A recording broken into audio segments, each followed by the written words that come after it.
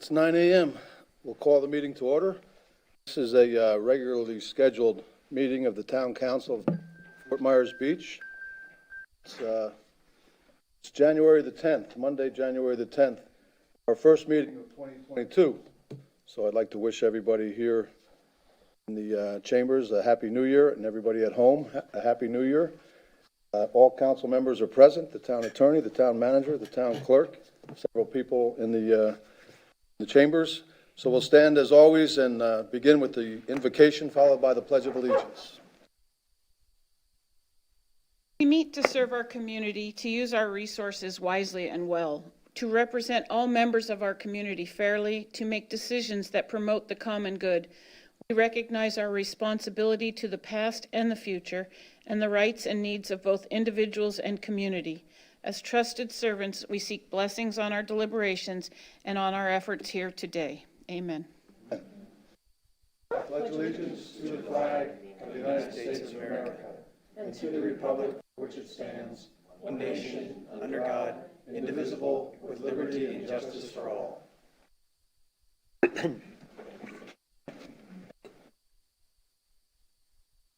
Okay, next item is the approval of the final agenda. Is there a motion to approve the final agenda? Moved. Second.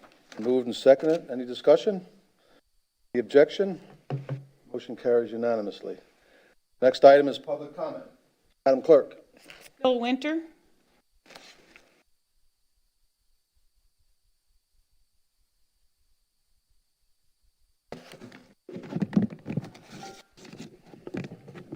Morning.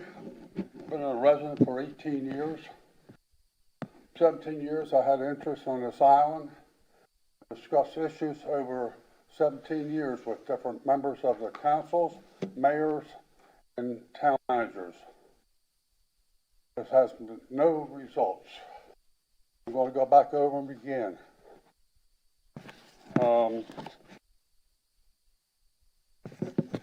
Need restrooms. Last access, and being overlooked for years. Nothing's happening.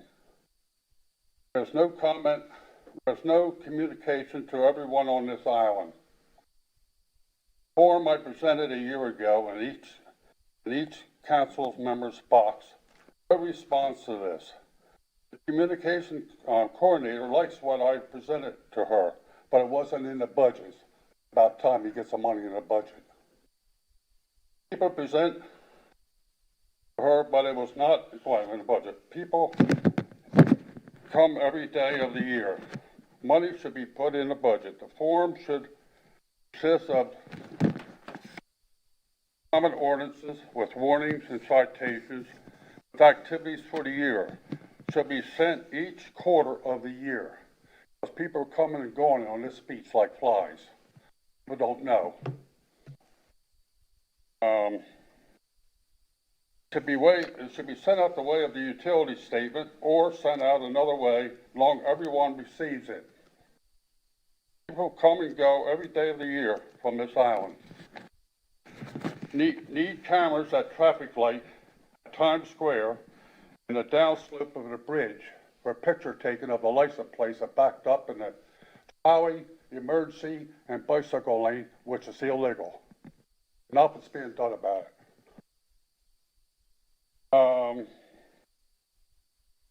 Traffic light at Times Square. The description of the job performance is to work on the concrete median. Deputies cannot work on the concrete median sitting in their vehicles at $50 an hour for their 4-hour shift or leaving early from their shift. Still getting paid. When it rains, no lightning, they sit in their car. Hot day or cold night, they sit in their car. I went past there last Tuesday a week ago. It's about 6 minutes after 6, sitting in the car. Last week, I go past there was no one there at all whatsoever, and the light was blinking Tuesday night at 6:20. Something's got to be done about that. You got to talk to the Captain Henry.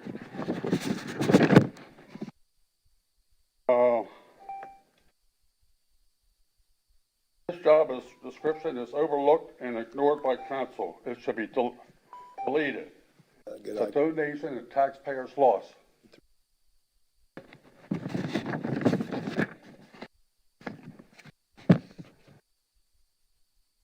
Containers, debris, garbage pickup.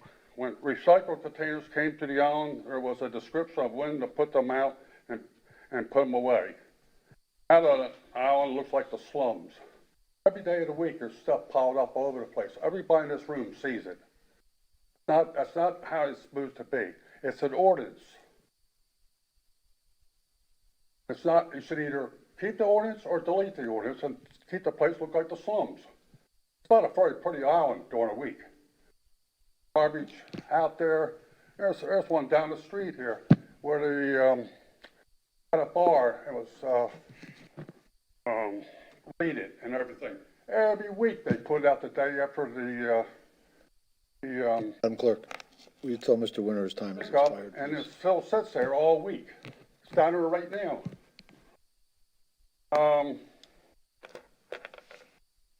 3 minutes? Okay. Thank you, sir. Just one thing, these issues are all true facts of the island that needs to be corrected. Thank you, sir. Thank you. Okay. Else? That's all I have signed up. Would anyone else like, yes, sir, come on up.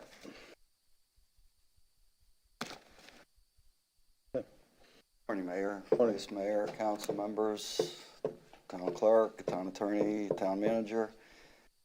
I've been in this room for a couple of years and probably too much paranoia for COVID, but you've heard from me many times in writing, and I've commended all of you in every one of those emails, and I'll do it again in person. You all do a fantastic job, everybody in the town, including the staff. Thank you. Just a couple things that I'd like to bring up.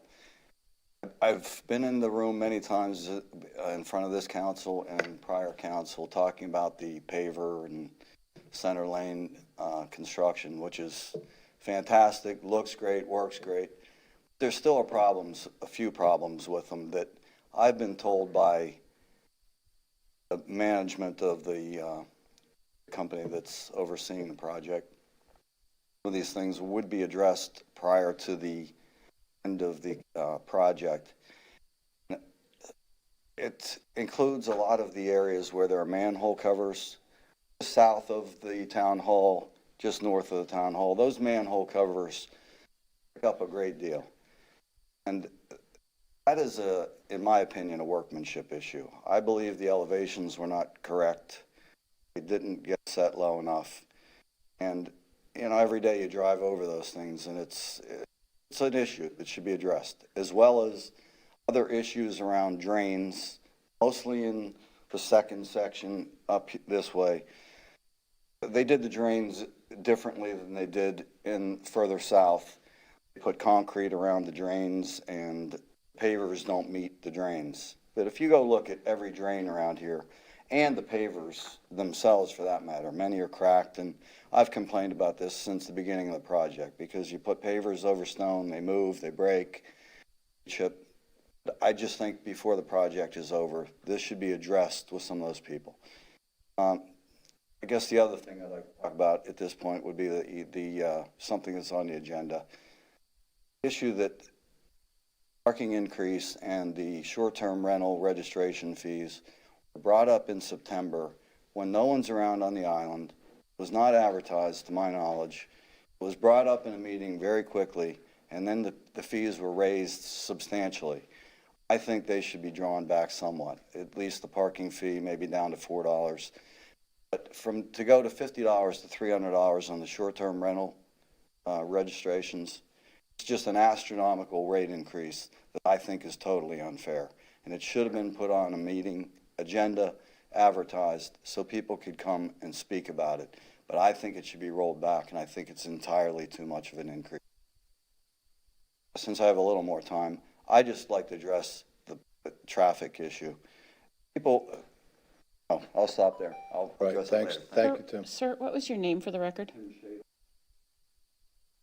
Just an FYI, Tim, the question of the drains and so forth was brought up at a prior meeting, and that has been referred back to the county for the project, And that's on their punch-out list. So those items will be taking place. The other two items, the parking and the short-term rental, is on today's agenda. So we'll be discussing it. That's that. Anything else, Madam Clerk? Anybody else? Anybody else? Yes, ma'am. Come on up.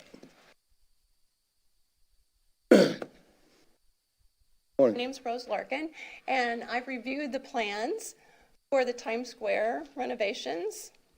They're coming up sometime probably later this year, and very concerned. I don't know exactly where you're at with approving all of those plans, whether you're still agreeing on the sale, which I thought was a hindrance, because if you have a light, which is in the plans to put on the sale, then you're going to be attracting, again, from all the wildlife and the sea turtles being attracted to a white light on the beach.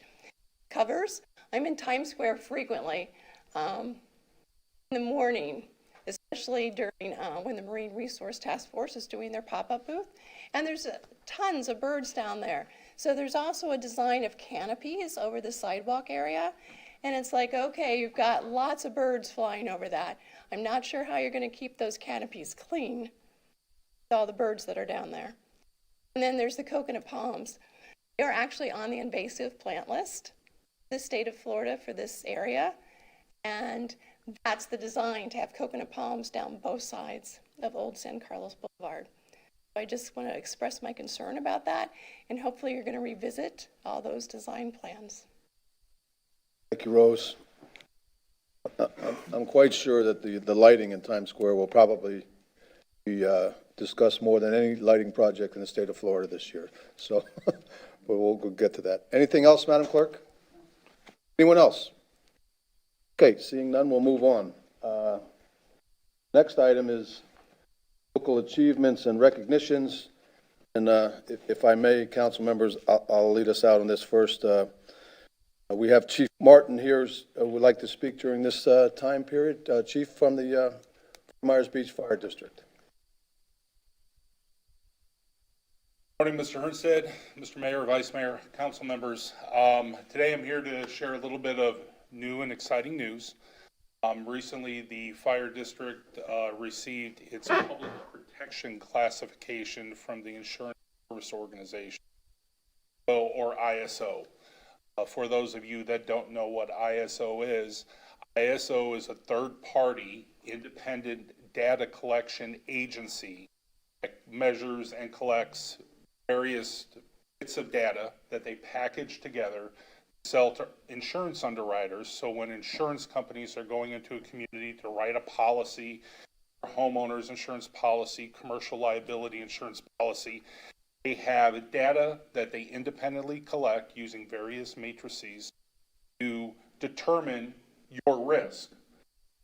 So every 3 to 7 years, ISO comes through communities and they assess various aspects of a community's ability to respond to fire. The ISO PPC evaluation, as we know it, is ideally designed or is designed for traditional municipal environments. So what I mean by that is where the fire department is a part of a general municipality. So that produces one rating. However, in our community, it gives our citizens, our taxpayers, a little bit more of data to measure how effectively fire district is working with its counterparts in the town and working in conjunction with our partners in Lee County. Because substantial portions of these evaluations the fire district doesn't control, such as the E911 system and the water distribution, the municipal water system. I'm very proud to tell you that our community has once again maintained an ISO public protection classification class 2. There's 1 to 9 classifications that we could receive as a community, 9 being the worst, 1 being the absolute best. ISO classification of 2, only 4% of fire departments and only 4% of communities throughout our nation enjoy that classification. For a small barrier island community like ours, this is a substantial achievement. It could not have been achieved without the town and the county and the district working cooperatively to set objectives on the municipal water system that we've all dealt with the upgrades over the years, the county's investment in our infrastructure. So I wanted to come and make that announcement to you so you can be proud of our little community and the good things that are going on. I want to thank the Public Works Department, Water Department for their outstanding partnership, and I look forward to continuing to achieve great things working in conjunction with all of you because we're stronger together than we are apart. Thank you so much for your time. Thanks so much, Chief. Hang on one second. Congratulations on that. And I see people leaning in. Anybody want to ask the chief a question? I just have a quick, congratulations. That's really great work, Chief. Are you going to be around for a while? Because there's a topic that I want to discuss. I have some meetings after this, but I could schedule some time, or I can hang out. No, let me just bring it up here since you're here. Is that I know, with your new fire station and with the land and the old fire station, your old office building, you have a lot of moving parts in that. I'm just wondering if you and the fire board would be conducive to having a joint meeting with the town council coming up here so we can just see where you are, because my understanding is you probably need some variances, some maybe special exemptions to do what you probably need to do with the fire station. And the town has certain needs, and so maybe just to have a strategic, kind of high-level meeting where we can talk about what you want to do and see how the town can support you and what we can potentially do for other aspects of the town.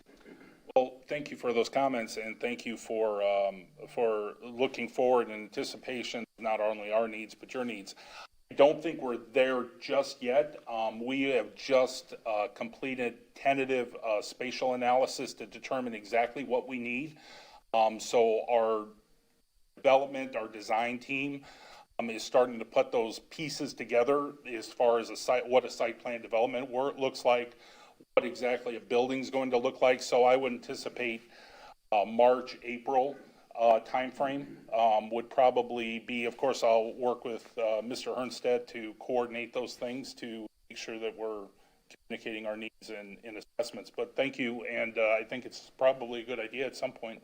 And certainly works on your timeline because you're the one doing all the work. Yeah, there's a lot going to building a critical piece of community infrastructure, and just taking our time to make sure we're capturing everything that the community is going to need as well as the fire district is going to need, and we definitely want to be good partners in this project. So thank you so much. I appreciate your excitement and your partnership. Chief, that's a tremendous accomplishment, that number 2 classification on the ISO. So what do you have to do to get number 1? Well, some of those things we can control, some that we don't. There's a lot of things, but we're in the top tier. So I told you that there's 9 classifications and they're broken down by 3. So we are in the top tier. So we've got to carefully measure the additional expenditure versus the minimal savings that we might realize as far as getting into a class 1. Is it really worth it? ISO's changed a lot over the decades that it's been in existence, but it definitely represents a good measure and a good gauge, not only how the fire district performs, but again, for our community, the partnerships and the collaboration.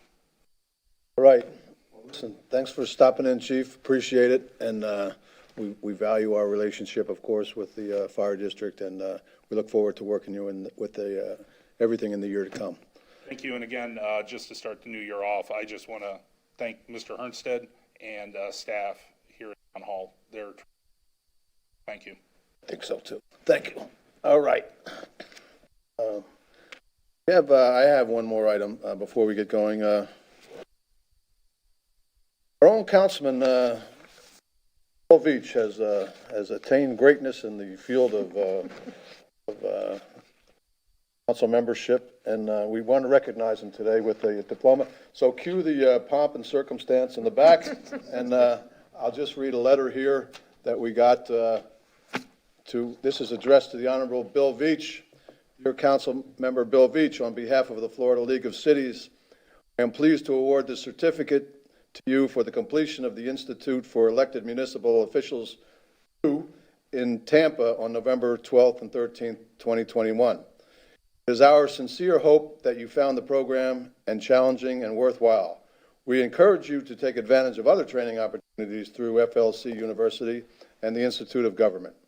We also invite you to register for the next offering of Leadership Academy 1 when registering. You can find dates and so forth. We strongly believe that your attendance at the Institute is indicative of your continued commitment to improving the quality of municipal government in Florida. Assistance in the future, please don't hesitate to call upon us. Signed, Lynn S. Tipton, Director of the Florida City with the Florida League of Cities. So, Councilmember Veach, congratulations.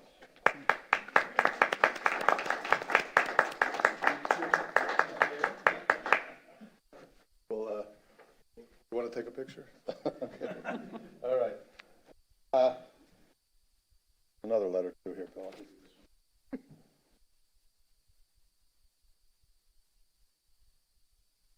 Okay. That's it. Dan, we'll start with you on the way down. I've got nothing this week, Mayor. Vice Mayor. Actually, I have a couple of things, three. It seems that I may have become our communicator with the Lee Waste Department because I received a message from them that our horticulture pickup may be delayed. They're having COVID issues with staffing. And evidently what they're trying to do is make sure the garbage gets picked up because that's the stinky stuff. And so you may notice a delay with your horticulture pickup, and I wanted to get that word out there to everybody. That has been happening.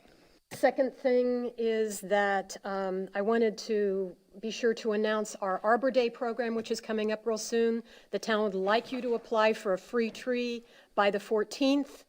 We're going to be giving away the trees on the 21st between 9 and noon at Bay Oaks. The last time we did this, we did have leftover trees, so if you had forgotten to apply, you could show up and fill out an application there on that date. There are 2 trees to choose from. If you are interested, I strongly encourage you to do this because I'd like to have strong participation in this so it becomes a continuing program. And last but not least, I want to give our staff kudos for their excellent work on New Year's Eve. I was present at the cupcake giveaway. They had everything set up for us in a fantastic manner. Everybody loved the cupcakes. It was lots of fun. They then worked all day on preparing for the crowds for fireworks and cleanup, etc. And I received nothing but good comments from my friends and neighbors about how well that event went, and I know that that is in great part due to our staff, and so I thank them. Very good. I can't let that pass without commenting. The Vice Mayor is being very humble. She congratulated everybody except herself. She was out pushing those cupcakes. You'd think she was selling timeshare on the beach the way she was pushing them, but she certainly got the year of resident and tourist alike, and it was a lot of fun. Councilmember Alho. Nothing additional, Mr. Mayor. Thank you. Councilmember Veach. Yeah, I'd like to recognize the All Island Water Sports. I guess their crew kind of snapped into action. There was a boat with 10 people on it, got swamped. They mobilized the resources that are ready for emergencies with their own operation, and rescued the people on that swamp boat. So just thanks for them for keeping their eyes open and being willing to use their stuff to help the public. Very good. That was quite an accomplishment on their part. Okay, our next item is the advisory committee reports. I think Steve Johnson is here from Marine Resources Task Force. Hello, Steve Johnson, Chair, Marine Resource Task Force. Happy New Year, Mayor, Vice Mayor, Happy New Year. Councilors, Manager, and Town Council. We finished a pretty busy year in 2021, and in our December meeting actually had there's a number of motions for recommendations to Town Council, which I'm here today to share with you as part of my advisory board report. The first time, there's actually 4, 2 are more involved than the other 2, but the first was the recommendation for the Bayside Park outdoor lighting and as well as really the overall municipal projects that are going on downtown. Essentially, for pedestrian and vehicular safety, we ask that you please pursue a single consistent outdoor light color for walkways, crosswalks, and roadways throughout the entire downtown commercial district. In addition, to comply with the FDOT and FWC wildlife area of concern, install FDOT certified narrowband amber lighting, roadway lighting, has already been selected for actually 6 projects that are happening in town already, including the Estero Boulevard roadway lighting, the numbered streets below, and literally the entire rest of the area. But also, in addition to comply with the Town of Fort Myers Beach Municipal Lighting Ordinance, which is the Division 20 lighting standards, which actually includes the purpose of curtailing and reversing the degradation of the nighttime visual environment by minimizing light pollution, glare, and light trespass. The forefathers had that in mind, as well as provide the residents with of Fort Myers Beach with a good example of responsible outdoor lighting. Certainly as the requestor and the grantor of permits for projects like this, I think it's a major conflict of interest to pass land development orders that do not comply with the ordinance.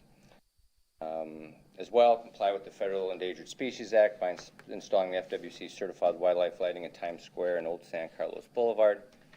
The Times Square will require a DEP permit, I think, because it's within the CCCL. And as part of that permit, the FWC will need to actually approve the lighting. In addition, to provide a year-round lighting solution that complies with all governing bodies while providing a safe, enjoyable environment that supports local merchants without extinguishing light for half of the year. So if there was a dual light, certainly during turtle season, the local residents that do like to use the amenities during the summer don't have the advantage of having these extra lights on, I should say, or a suitable light to enjoy. Finally, with position the town of Fort Myers Beach to attract the ever-increasing eco-minded generation of tourists and reinforce its brand identity as a conservation-oriented destination. So that's one of the longer ones. The second one here is really a recommendation to update the vegetation ordinance. Before you move on there, Steve, question for Roger. No, I think we had consensus for some meetings ago to have input on some kind of lighting plan for the downtown area. Has anything moved with that, or is this something we can get Murph involved with? Well, actually, the lighting plans will, for projects, of course, are coming before town council for your review of the percentage completion plans. So we have that issue, but we'll just set up a meeting, ended item to discuss lighting, just to sort of bring this issue to a head and reach a decision. So we'll just put it on the agenda and get the consultant here just specifically to talk. Notice it. Johnson and other folks who are interested in the subject of lighting can attend, and we'll just hash it out and deal with it. Thanks, Roger. Told you, Rose. That's just the beginning. Anyhow, go ahead. But the second recommendation to town council is to update the vegetation ordinance. You provided actually a synopsis, but essentially add some enforcement and penalty sections to the open space, buffering, and landscaping, as well as the tree protection divisions of the current FMB ordinances. Obviously, those are enforcement and penalties are included in most of our ordinances, but for some reason that ordinance lacks that. Essentially use the same list of invasive species as is provided by UF-IFAS, and essentially actually add the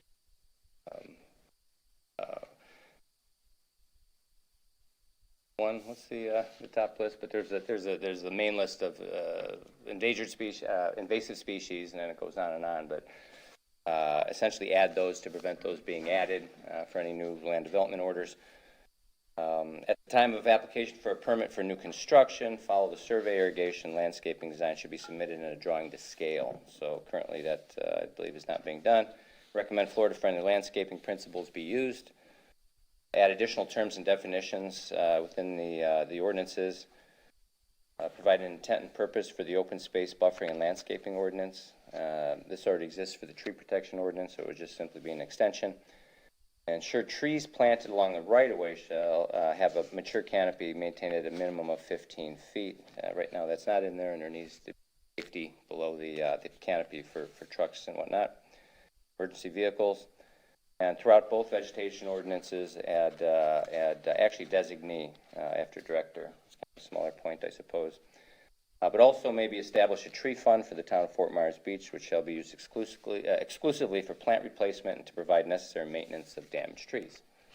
So just a little reserve there, maybe from potential penalties. But you also, I believe, have both the comprehensive list and which is more specific, and it's provided in your agenda packet already, I think, for your January 13th M&P meetings. I think that was ushered along maybe by Chad, as well as I know independently you all are already working on tree protection and some other items concerning vegetation. Third, a recommendation to improve signage on the pump out boat. So we went around and around about pump outs, and actually, believe it or not, boats really don't contribute too much to the enterococci, you know, the E. coli brother for saltwater. But so we looked at pump outs in regards to water quality, and really the only thing we can recommend is potentially to include signage on the pump out boat with a phone number and maybe a website that people can request. So something quite easy. And last but not least, a recommendation to provide cigarette disposable devices in Times Square and entrances. So we have some folks that live quite near Times Square, and they just the input has been that there's just so many cigarette butts, not necessarily on the pavement, but in all the planters and everywhere that you can literally tuck one. And of course, there are no disposal vessels in Times Square. So that's it. Questions for Mr. Johnson? Real quick, Steve, this last one kind of, I don't smoke, so I guess I never pay attention if they're there or not. Do we have any throughout the town, like beach accesses or anything for the cigarette disposals that you know of? I don't think so, actually. I mean, there's certainly trash cans everywhere, but I think a lot of people are hesitant to throw cigarettes in trash cans for obvious reasons. But it seems that, I mean, there haven't any complaints per se about accesses, Dan, or other points of the town or other municipal properties. I think Bay Oaks is no smoking allowed anyway. But it seems it's Times Square, and again, it could be because there are no receptacles, or maybe it's just because it's a bad habit that goes along with smoking. I mean, I don't know about my fellow colleagues, but I know I've received some complaints about cigarette butts on the beach and picking them up. And Yeah, that's one of the most I just common didn't. I guess I never paid attention if there were cigarette disposal things at the beach accesses or. So just so everyone understands, the state is taking up a piece of legislation has been filed to eliminate smoking on public beaches. So that'll be dealt with by the state. I can't recall specifically for the new trash receptacles at Times Square as part of the project that whether they have a separate cigarette butt disposal chute, but we'll check into that. It's interesting, I was reading a story in the paper about that same thing about the state. They also had a story about cigarette butts and filters being like the #1 piece of trash in our public areas. It is a significant problem. Thank you very much, Steve. Appreciate it. Okay, we'll move on. The next item is the approval of minutes. We have the minutes from the December 6th, 2021 Town Council meeting, and also the December 8th, 2021 Management and Planning Session. Is there a motion to approve the minutes, or are there any corrections, additions?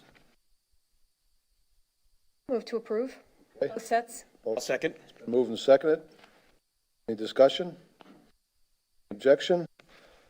Motion carries unanimously. Okay, the next item we move into are the public hearings.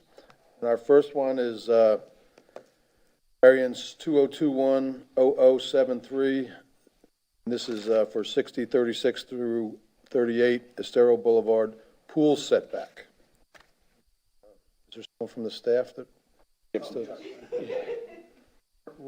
you want to do Yeah, that? as you, this item is quasi-judicial. Sir. Okay. Go ahead. You can have, wanna everyone swear who's him going in? to testify in this matter, if they can stand and raise the right hand. Tell the truth, the whole truth, and nothing but the truth. I do.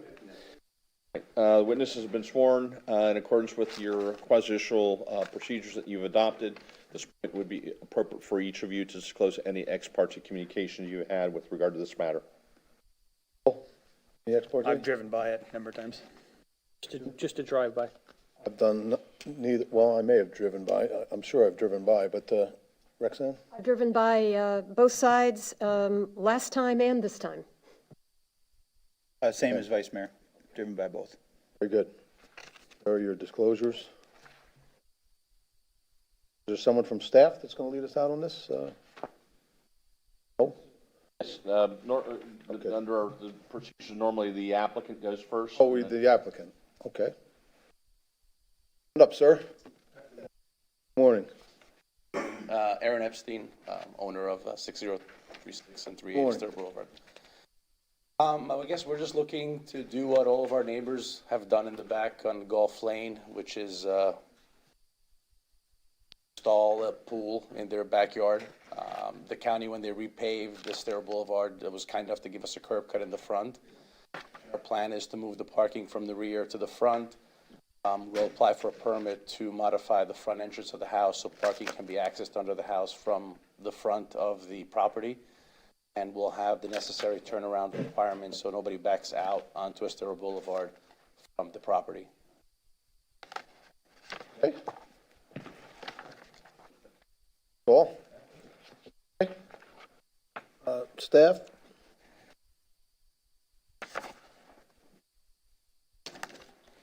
Hi, Carl Bench, Community Development. Morning, Carl. So we're here for variance 2021-0073 to allow accessory structure, a pool in the front of a principal structure within the street setback. History, the applicant bought the property in 2021, the principal structure in 96, permits in 1988 and 95. Fences, free. The applicant is seeking a variance of 19 feet from table 34-3 setback to allow the pool within 6 feet of Shelby Lane. Here's the property in question. The property is a through lane. On the top part of it would be Estero Boulevard, and the bottom would be Shelby Lane. That's where you see the 6 feet separation of the pool in Shelby Lane. November 17th, LPA approved 5-0 with staff's conditions, along with 2 additional conditions. Condition 6 being to obtain Lee County approval for the ingress egress before applying for permits for Town of Fort Myers Beach. And the second is that the proposed drainage plan and the supported document shall provide evidence that the post-development conditions are the same or improved from the existing conditions. As findings can be found on page 2 and 3 of the staff report. Recommendations on page 4 of the staff report. Any questions? Want to just go over your recommendations, Carl, for everybody else? I did not bring my full recommendations. I apologize.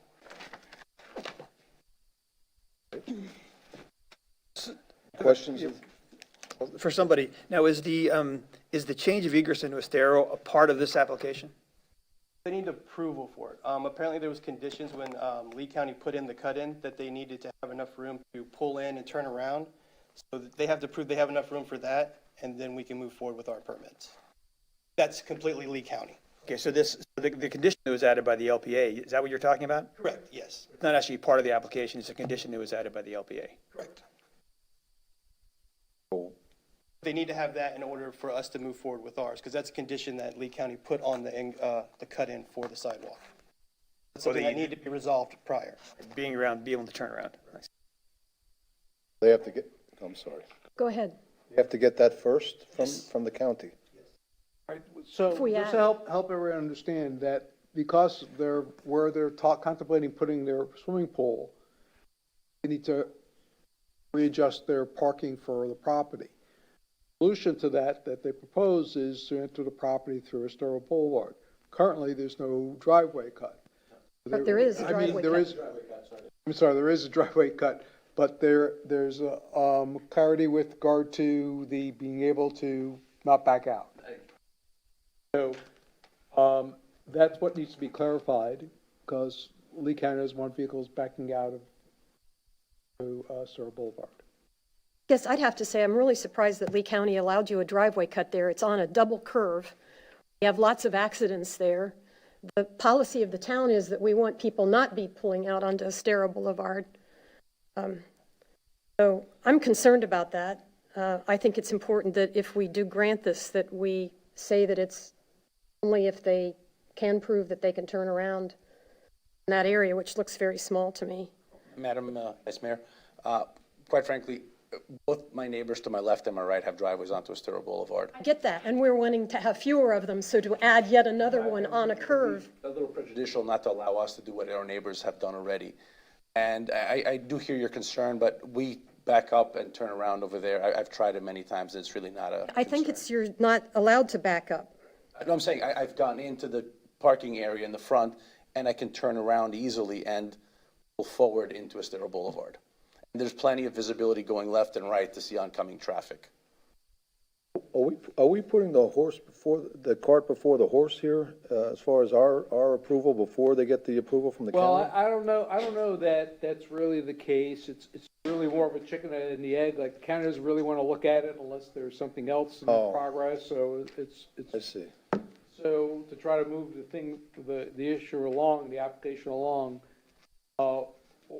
we've decided to say that, well, you can do it if you can get the county's. Okay. Mr. Green. I just want to, because your comment, Jason Green, Community Development, that was a request by the county. I spoke with Rob about this. For us to go first. To help coordinate with them to make sure that we help implement what they agreed to as far as that driveway cut.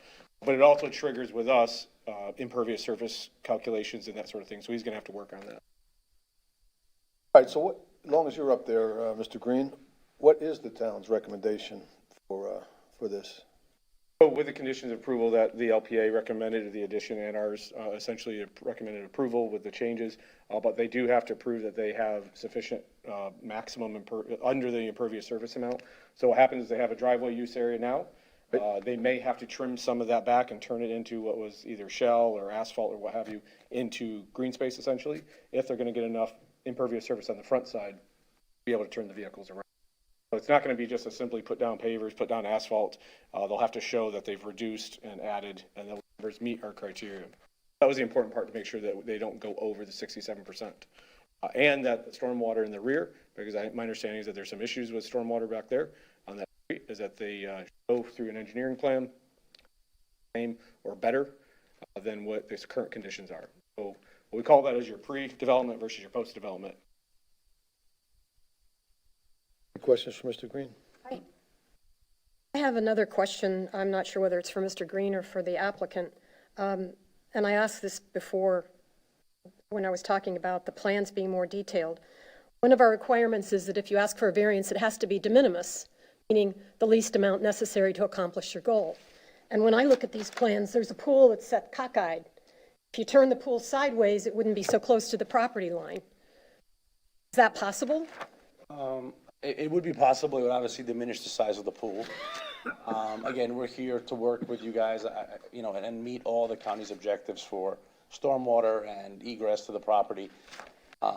We kind of went on what the maximum size of the impervious pool size, which is why we opted, instead of doing pavers and concrete in the back, to do a artificial grass turf, which is a permeable membrane and would allow for a lot of the stormwater to be up through the ground. But if the size of the pool is an issue, obviously, we can. Well, it's not necessarily the size, it's the angle. Again, I go by what our neighbors on Gulf Road did. They have I submitted the pictures. They have basically a bean-shaped pool that is exactly, 6 or 7 feet from Shelby Lane.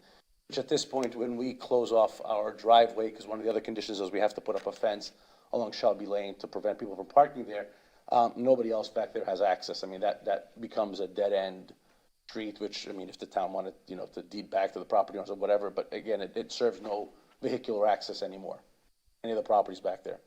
Well, you're asking for almost 19 feet of 25 feet, which doesn't sound de minimis to me, so I get back to that.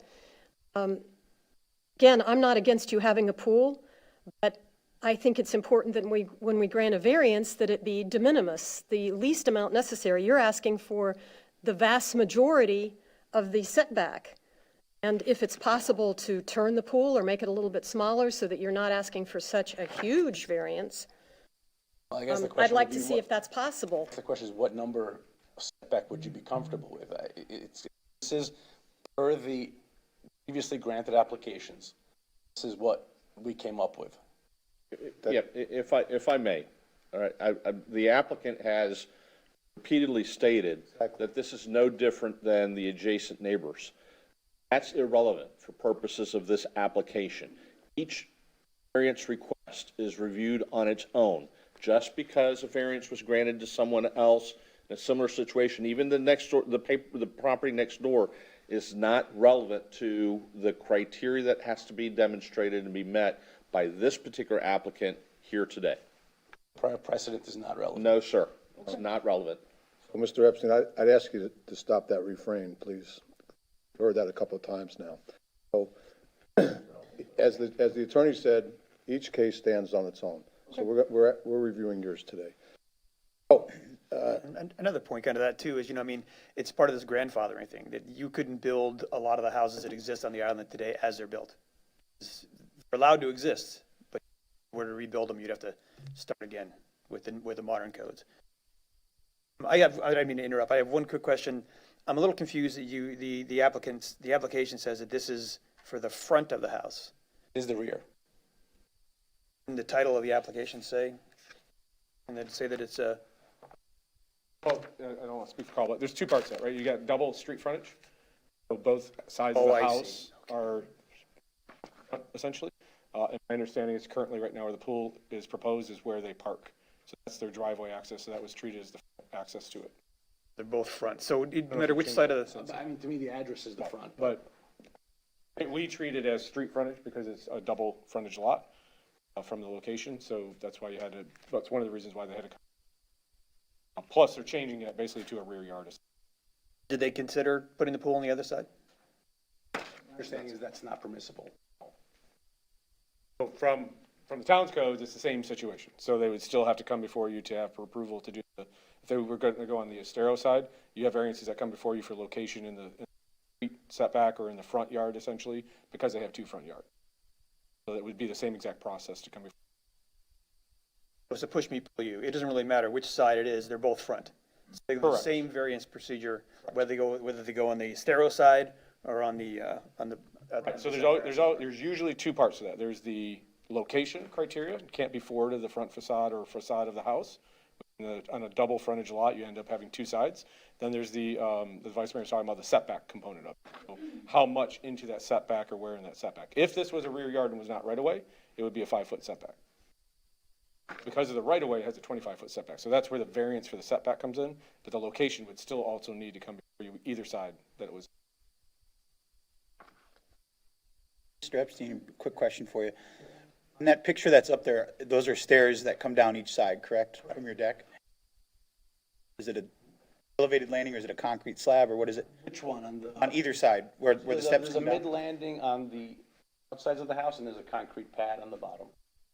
I'm just curious, it sounds like you're open to potentially changing the shape of the pool, if it'll maybe address some of the issues that Madam Vice Mayor has brought up.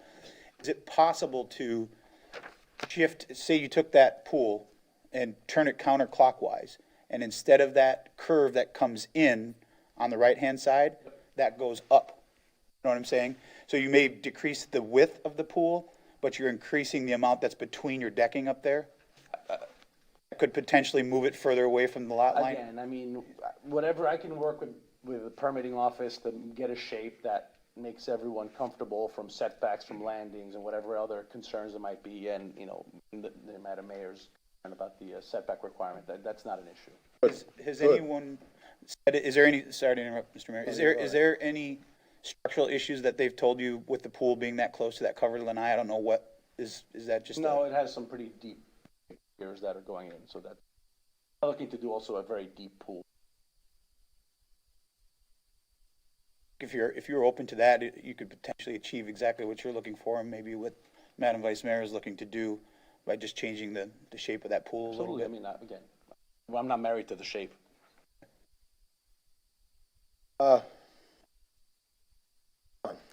Sure.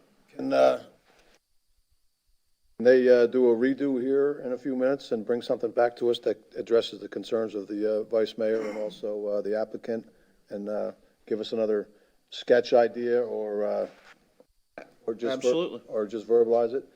Want to take a break, or? Do you need a few minutes to look at that design and come back in a few minutes? From a staff perspective, are you asking them to consider a greater setback from the property line? Yes. And yes, I mean, as far as our concern, it's whatever he suggested that you guys want to accept. So is it 10, 7.5, 20?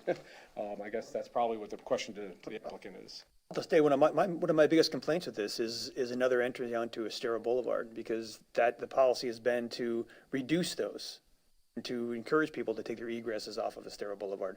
I agree with you, Bill, but Lee County's in the mix. I don't think we can veto Lee County granting them an access off Estero Boulevard. We can make our variance conditional upon them completing that process, but Lee County's already given it to them conditionally, not ours to grant. It is a consideration for we don't have any say in that at all, you're saying? I don't think so. It's not one of the criteria in the code for granting a variance. Your question. Okay. But the mayor, to the vice mayor's point, it is a specific condition F in the proposed resolution that's in your packet. Let's try it this way. Do you have a number in mind, a setback number in mind? I am not a designer, so Oh. I do not have a number in mind. I just like to see it be a little more reasonable than it is. I mean, they asked for a big variance. I mean, I guess that's you're kind of asking us to come up with a number. I mean, we came up with a number which we thought was okay, and you're not happy with it. So, I mean, if you could tell me what would make you comfortable, I can go back to my design professional and have them make a pool that fits within those design parameters. I mean, that's Well, really. real de minimis would be 1 foot, would be de minimis, but I'm not going to go that far. I understand. What I'm saying to you is, I'd like you to, I don't know if you can talk to your designer and say, how big a pool can we build if we do a 10-foot variance instead of a 19-foot variance? Would a 10-foot variance satisfy you, I guess is my question. I don't want to go back and get a 10-foot variance and you come back, well, I still don't like it, let's make it a little smaller. So I want to get a number that. I threw a number at you. I have no idea whether that's a reasonable number, but I threw a I number can at you. probably make something work. I don't think the 4 feet is going to kill or break this, what we would enjoy at the pool, but I don't want to go back to him and incur costs of redesigning it. I come back and you say, well, this doesn't work for us either. So if you give us a number and make it a condition to the approval that there has to be a 10-foot setback, then we'll work within those parameters. Okay. I said 10. I'm taking him back halfway almost. Does everybody else think that's reasonable? To me, it's a little more than de minimis, but I'm trying to meet him halfway. I don't think that translated. I think what you're saying is different than what he just said. We have a You think we asked for we're adding 6 foot. 4 feet, but you're potentially adding 9 feet or Yeah, whatever it is. I'm adding 9 So feet. I think there was a little confusion there. No, 10 feet, no, adding 9 feet to the setback, I think would be not workable. Well, that's the number I threw out at you. So My apology, I thought you meant a 10-foot setback from the street. You said I asked for 6, and then you said 10, so my understanding was we were talking about a 10-foot setback from Shelby Lane. And I would be okay with the setback they have if they move the pool to the other side. But I'm guessing the way the house is laid out, that probably the other side is not. I think that poses a safety concern with vehicular people, hitting people enjoying the pool. I mean, lose control on that. Privacy issue. When I drove by, didn't you have like a pretty good sized hedge going through there? No. Right on the boulevard, Nothing in the front, sir. It's pretty open. across from the church. Okay. So, sure, you have to identify yourself, come up. She hasn't been sworn in though. That's what I said, I didn't sworn in, so I don't know if I Okay. can say anything. Swear to tell the truth, whole truth, nothing but the truth. I do. Now, move a little to your left, speak into the microphone, identify yourself. My name is Epstein. Nice to meet you. Thank you. Obviously, we're new to town. We came here to enjoy. We fell in love with it. We have 7 children. That's the reason why we want to have as big a pool as possible. That's what we're trying to achieve here. because the little thing is just not worth it for us. It's a big family. That's all what I want to say. If you 7 work with kids, us why and didn't you say so, why didn't you say so in the beginning, 7 kids? Sorry? Why didn't you say so in the beginning, 7 kids? Try not to throw it out right away. It's a Hang on. big family. We Go ahead, need go the ahead. bigger size of the pool. You That's don't know about the that's the LPA object. rule, a 1 foot of setback for every child? That's a new one. I'm sorry, continue, Mrs. Epstein, I'm sorry. So that's all I wanted to say. This is the object. Okay. We're here to work with the town, but we want to optimize the size of the pool for obvious reasons. Okay. That's all we're trying to achieve here. And I'm not trying to make you have a smaller pool. If you relocate that pool, I think you can still have almost as big a pool as you've got. But the way you've got it positioned, it comes at an angle toward the property line. The length becomes an issue because of the stairs coming down from the second floor of the house. So the width is not as big. You have to have stairs You have on to both put it a sides? little closer to, it has to go out to the Shelby Lane. But I'm saying, do you have to have stairs on both sides? Are there, and it's a double. Code issue, I'm not Yes, sure we- what I the don't building think- code requires. My neighbors have one set of stairs that go up to their house. That's what we have right Madam now. Vice Mayor, in the spirit of compromise and to try to get a number for these folks to decide, would you be willing to split the difference? They have 6, so it'd be 25, say 12-foot setback versus not getting the entire 10, but they're giving back some as well.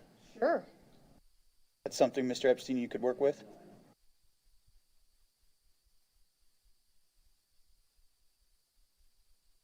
Instead of a 19-foot setback, it would be a 16-foot setback. However the numbers work out, if it's 25 feet, half of that 12-foot total. What I was suggesting. Want to take a little break and you can talk to your design people? Want to do that? Available right now to pick this up and drop whatever they're doing.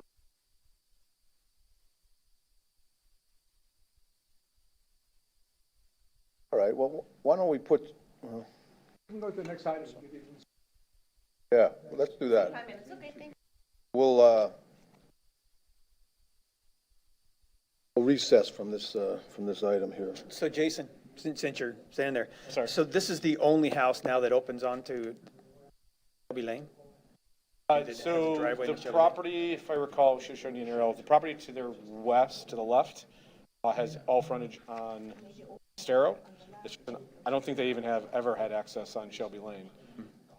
And then I believe the one to the east is also on Estero Boulevard. Kind of weird how this is the last property on the north side of Shelby that has access to Shelby, or even frontage on Shelby, and then everything else on the south side had.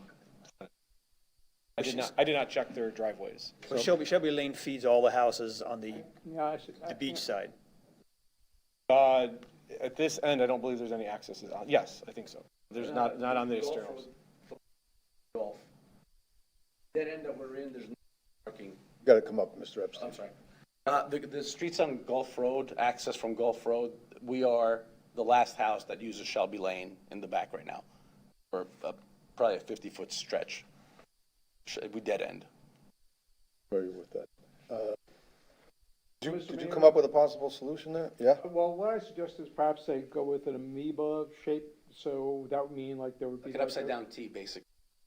A fat T, right. Yeah, so it'd be. So there would be like a curve between the 2 staircases and then another curve that kind of runs parallel with Shelby Lane connecting it. So kind of like this. Exactly what I was.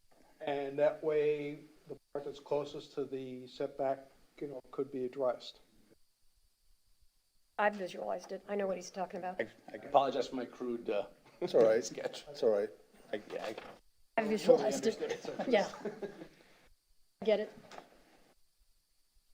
that's what I meant, that we think of some way to try to still have you a large-sized pool, but it doesn't seem like you maximized your usage there.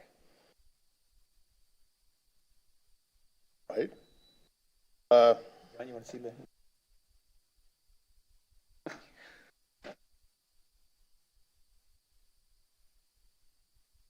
I mean, if we could agree to a 10-foot setback, I'm sure we can make a pool that, would fit this shape and would be I think fantastic. what's being proposed is a 12-foot setback. Counter offering at 10.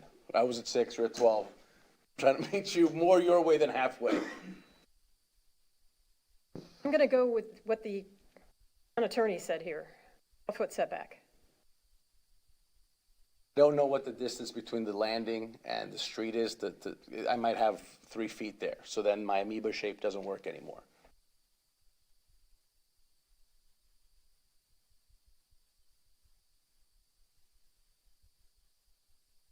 You asked me for a number, so I gave it. Okay, does anybody else have a number in mind?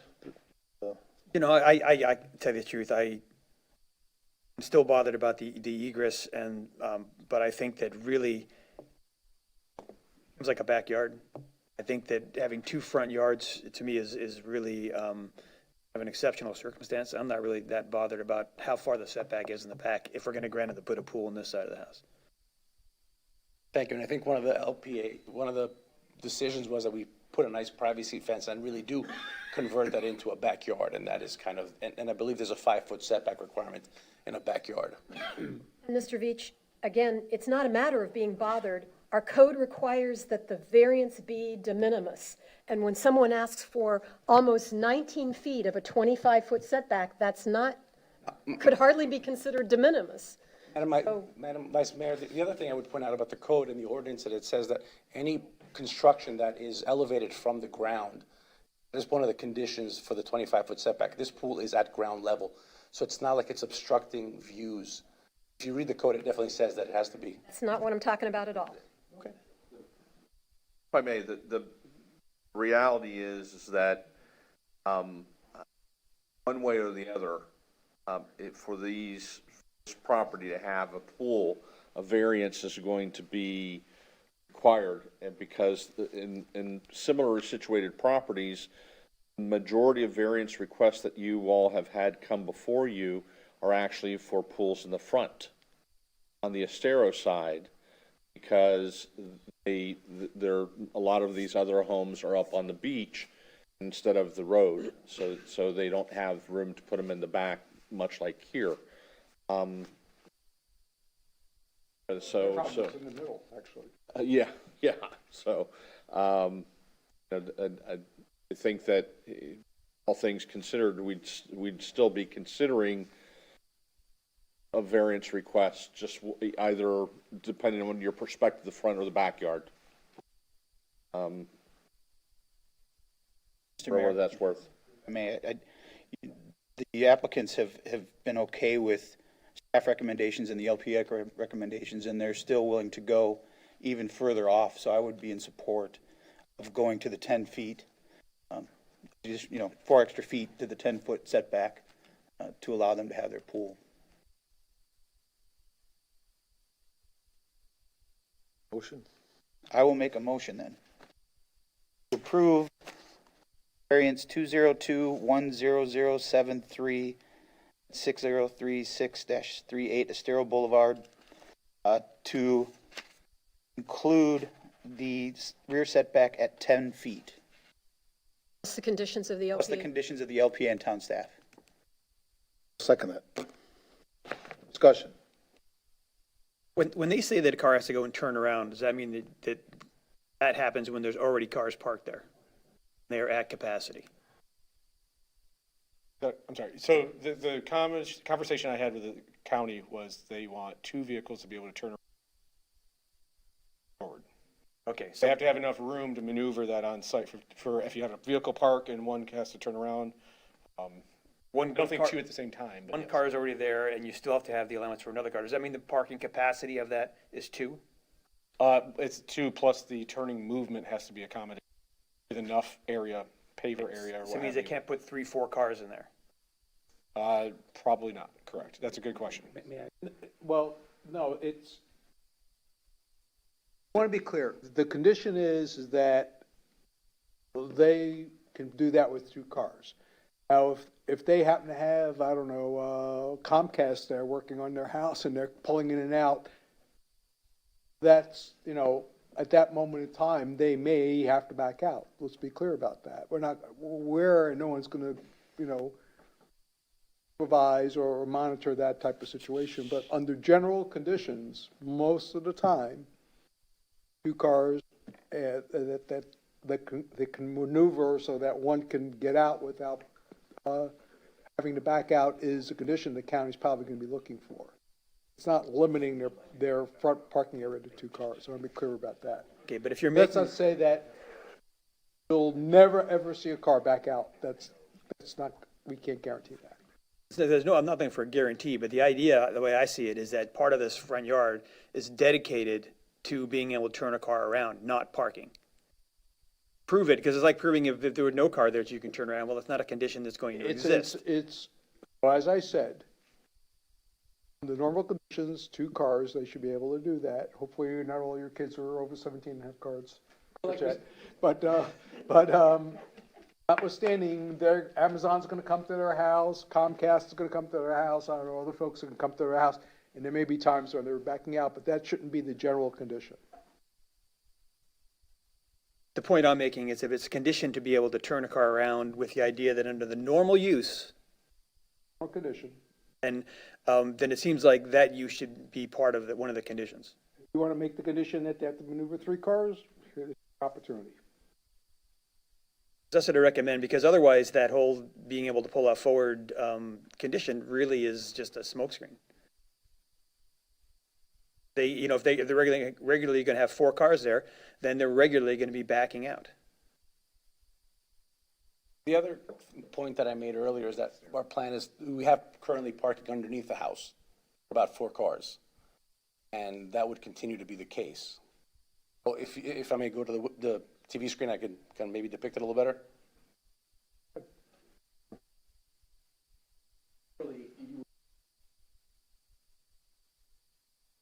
And then shortcut is over.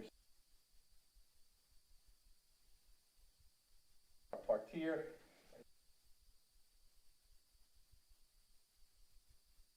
One thing I would suggest then as a modification is to say that they also present a parking plan, shows the maximum parking that would be allowed under normal conditions, that they can still turn a car around and pull out forward.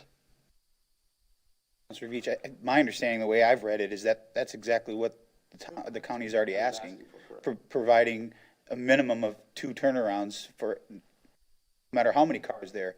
The way I read it anyway, is that no matter how many cars are there, they have to have room for 2 cars to be able to turn around and leave, not back on the stereo. They're addressing the 2-car issue, I think, from the county standpoint. You know, anybody who's had like a get-together at a house, sometimes it just takes one person to put their car in the wrong spot, and then everyone is trapped. I get that, and I, you know, I sympathize with your worry, but we can't, I don't feel that we can make decisions on one-offs. We can't what if this to death. That's my point. We can certainly dedicate a part of their driveway to turning around and not parking. Which I think they already have that. I think you've already spoken that they have 2 Yes. turnarounds Yes. that are dedicated to just turning around. My drive-by, when I go by, I see that there's wings off of each end, call it north and south end, that looks like you can back out from underneath the house safely into their driveway and exit forward. So 2 cars essentially can back out from under the house at the same time and exit onto Estero Boulevard at the exact same time, going forward.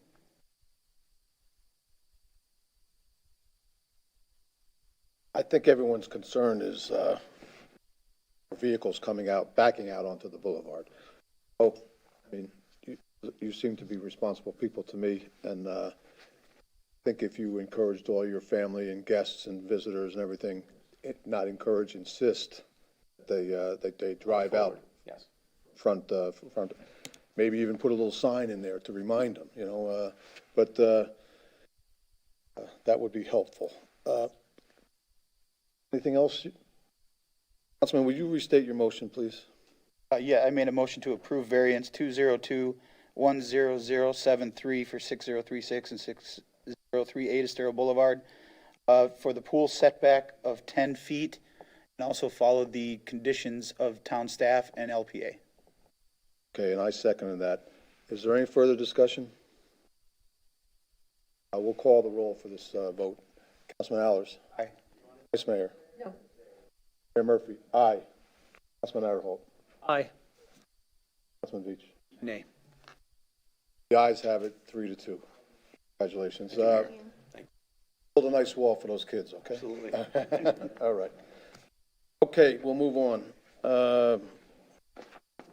Want to take a 10-minute? Let's take a 10-minute break and we'll get on to this next ordinance. It's 10:10. We'll come back at 10:20.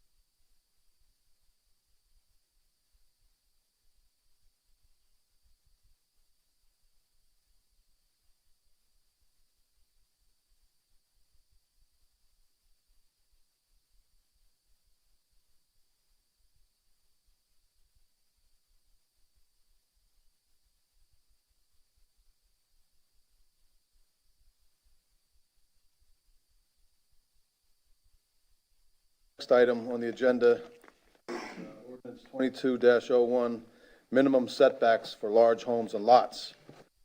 This is our first reading.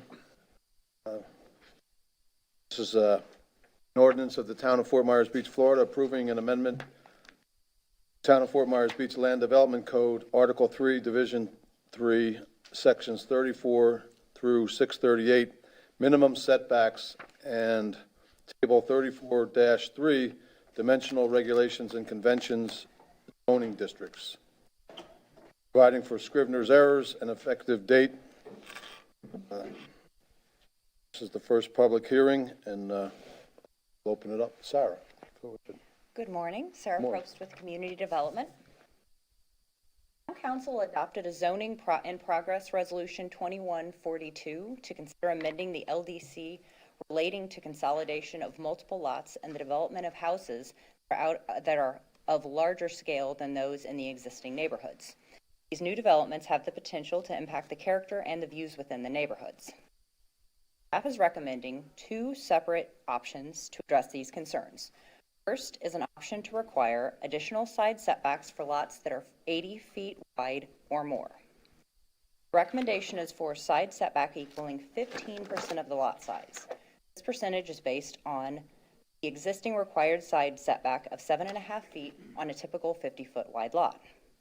On an 80-foot wide lot, that would be a 12-foot side setback. Diagrams up here so we can look at those and discuss them. First, showing what the three separate lots. This is an example showing three separate lots. They would normally have 7.5 feet between each of them.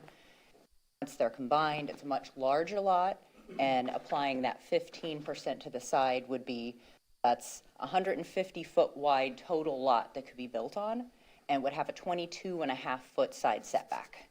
And the code does round to the nearest half foot, that we don't have to do, 0.32 and try to figure out what that is. This is just another set of lots so you can see what that would look like and what the buildable area there would be. So this one is a total 170-foot lot, and you end up with 119 feet of buildable area with 25.5 feet on each side, and then 140-foot wide lot with 98 feet buildable area. So this is just to show that this 15% is very flexible depending on the size of the lot. Second recommended change would require additional front setbacks for houses exceeding 65 feet in length and a height limit on 20% of the building built to the front setback. This change would allow 65 feet of facade to be built to the 25-foot street setback, and any additional house length would be set back an additional 12 feet, or a 37-foot right-of-way setback. Of the 65 feet of house built to the front setback, 20% of that can only be one floor above flood elevation. Remaining 80% of the 65 feet could be 2 levels over parking. This change would break up the massing of houses that exceed 65 feet in length, which would decrease the visual impact on the right-of-way and for nearby properties. 4 architects and a designer were contacted to provide feedback on this proposed language. 1 architect and 1 designer were able to provide feedback. Their emails are included in your packets to read. The architect was strongly in favor of the changes and recommended that they go further to limit the single-story over parking to 80% of the front and allow 2 stories over only 20%. He also indicated that he did not feel the increased side setback was a hardship considering the size of the buildable lot. The designer who responded was not in favor of the additional regulations and also requested that we consider eliminating the 67% impervious surface limitation. I would recommend that you read those. I think they're very concise and they get to the point of what both the designer and the architect are concerned. Staff is recommending the changes. Oh, and let me actually show diagrams for this so that you can get a visual of it. So this is a 170-foot wide lot, shows the 65-foot frontage, and that could be broken up. It doesn't have to be one 65-foot length, and we would actually recommend that they be broken up because it helps with the visual impact. And this is another one just showing with the measurements so that you can see the front part is at the 25-foot setback, and then the additional 37, or the additional 12 feet setback is where the rest of the house would be located. Staff is recommending the changes shown in the ordinance in the strike-through underline format in your packet. In addition to the setback changes proposed, there's one strike-through in Note 6 under Table 34-3, Dimensional Regulations. The note currently says single-family and two-family homes on waterfront lots in the RM zoning district must maintain a 7.5-foot side setback. Staff recommends the removal of on waterfront lots. This phrase has caused some issues because it would require single-family and two-family homes not on waterfront lots to provide a 20-foot side setback. Staff does not believe that that was the intent of the ordinance when it was written. Thank you for your time, and I'm available for any questions you have. Questions for Sarah? Sarah, if I could just start off, you went granular pretty quickly, so I just want to make sure for the folks watching, you're recommending all the suggested changes. These aren't competing choices for the council to make, correct? They could be taken separately, and all of them can be separated apart if you feel that some are appropriate and some aren't. But you're recommending that the council adopt them in their entirety, is that correct? Yes, sir, that's correct. Very good. And then second of all, we had a joint meeting with the LPA where we had a good discussion on these issues. Has the LPA seen this proposal in its entirety and supported it as well? Yes, sir. And then lastly, you and I think, along with the consultant that was helping us with the comprehensive plan, I think I brought this up in sort of as a non sequitur to that conversation, but we talked a little bit about, the premise of this was to address the issue of combining lots. As I understand it, this proposal impacts somebody that has an individual lot, but as you and I discussed it, you explained how those who might already have an individual lot and have plans for it would unlikely be impacted by this particular change. Do you want to just add some color to that? Well, this is not going to affect very many lots and very many houses. And I'm not sure if this is exactly where you're going with this, but because of the scale of these are very large lots. These aren't your typical lots. They have to be combining multiple lots in order to get to this size, and the houses are quite large. I mean, if you think about a 65-foot frontage, that's more than the width of most lots in the town. So these are fairly substantial lots, and this won't affect very many. So I think you answered my question, but just I'll ask it even in a simpler form. So if somebody owns a traditional individual lot on the island, they would unlikely be impacted by this proposal. Is that fair? Unlikely, yes. I can't say that there are no existing Vast lots majority within would be subdivisions, but unimpacted. the vast majority won't be. That's great. Thank you very much. Questions for Sarah? Sarah, I share some of the same concerns just about the wording that Mr. Benson raised in his letter back to Jason about the 80-20%, the way it reads. I see his point is it reads that 80% of that frontage could be over 2 stories and only 20% has to be 1 story. Yes. So, I think I almost agree with him, and the reverse makes more sense. And I am certainly flexible in my response back to him. I said that I understood where he was coming from, and architecturally, I understand that decision. I know that when I was presenting this language, I really didn't want to go too far. You are certainly able to push that further if you don't think that the language at the 20 to 80 is appropriate. If you think that an additional sort of front setback, not setback, but sort of a lowering of the massing facing the right-of-way would be more appropriate, I think that is certainly your option. I just didn't want to go any further than the LPA had recommended. Silas, the compromise may be, Sarah, can you go back to where you split the front section? So one of the options to sort of be the middle of the road would be to require right view versus the left view. That'll soften it. We'll get the same. I don't know what's the right, the one on the right. There's nothing below the arrow. It's the same side It's setback. the same, and we can, between first reading and second reading, we can clarify the maximum size of one versus the other. That will partially address that comment and also is, as the architect says, more attractive from the street view. And the other issue that I was concerned with is the 650 square feet. You know, in our joint session with the LPA, we talked a lot about what we can do to entice these homes to keep the open air underneath. I'm not sure that 650 square feet will be enough to entice someone. And the reason I say that is you look at some of the size of the vehicles now. My truck, for instance, trucks would never fit in a garage space that size. I would be in favor of increasing that a little bit. It doesn't have to be substantial, but something that makes sense to be able to pull two full-size vehicles in and still have room to move around them. Where is this you're referencing? If you look on page 40, packet page 40, it says any home built that is built with no more than 650 square feet and 30 feet in width of enclosed space below the lowest habitable floor and used only for parking, storage, or access will be exempt from these proposed new setbacks. Essentially, they don't have to do the setbacks that we're discussing if they only enclose 650 square feet.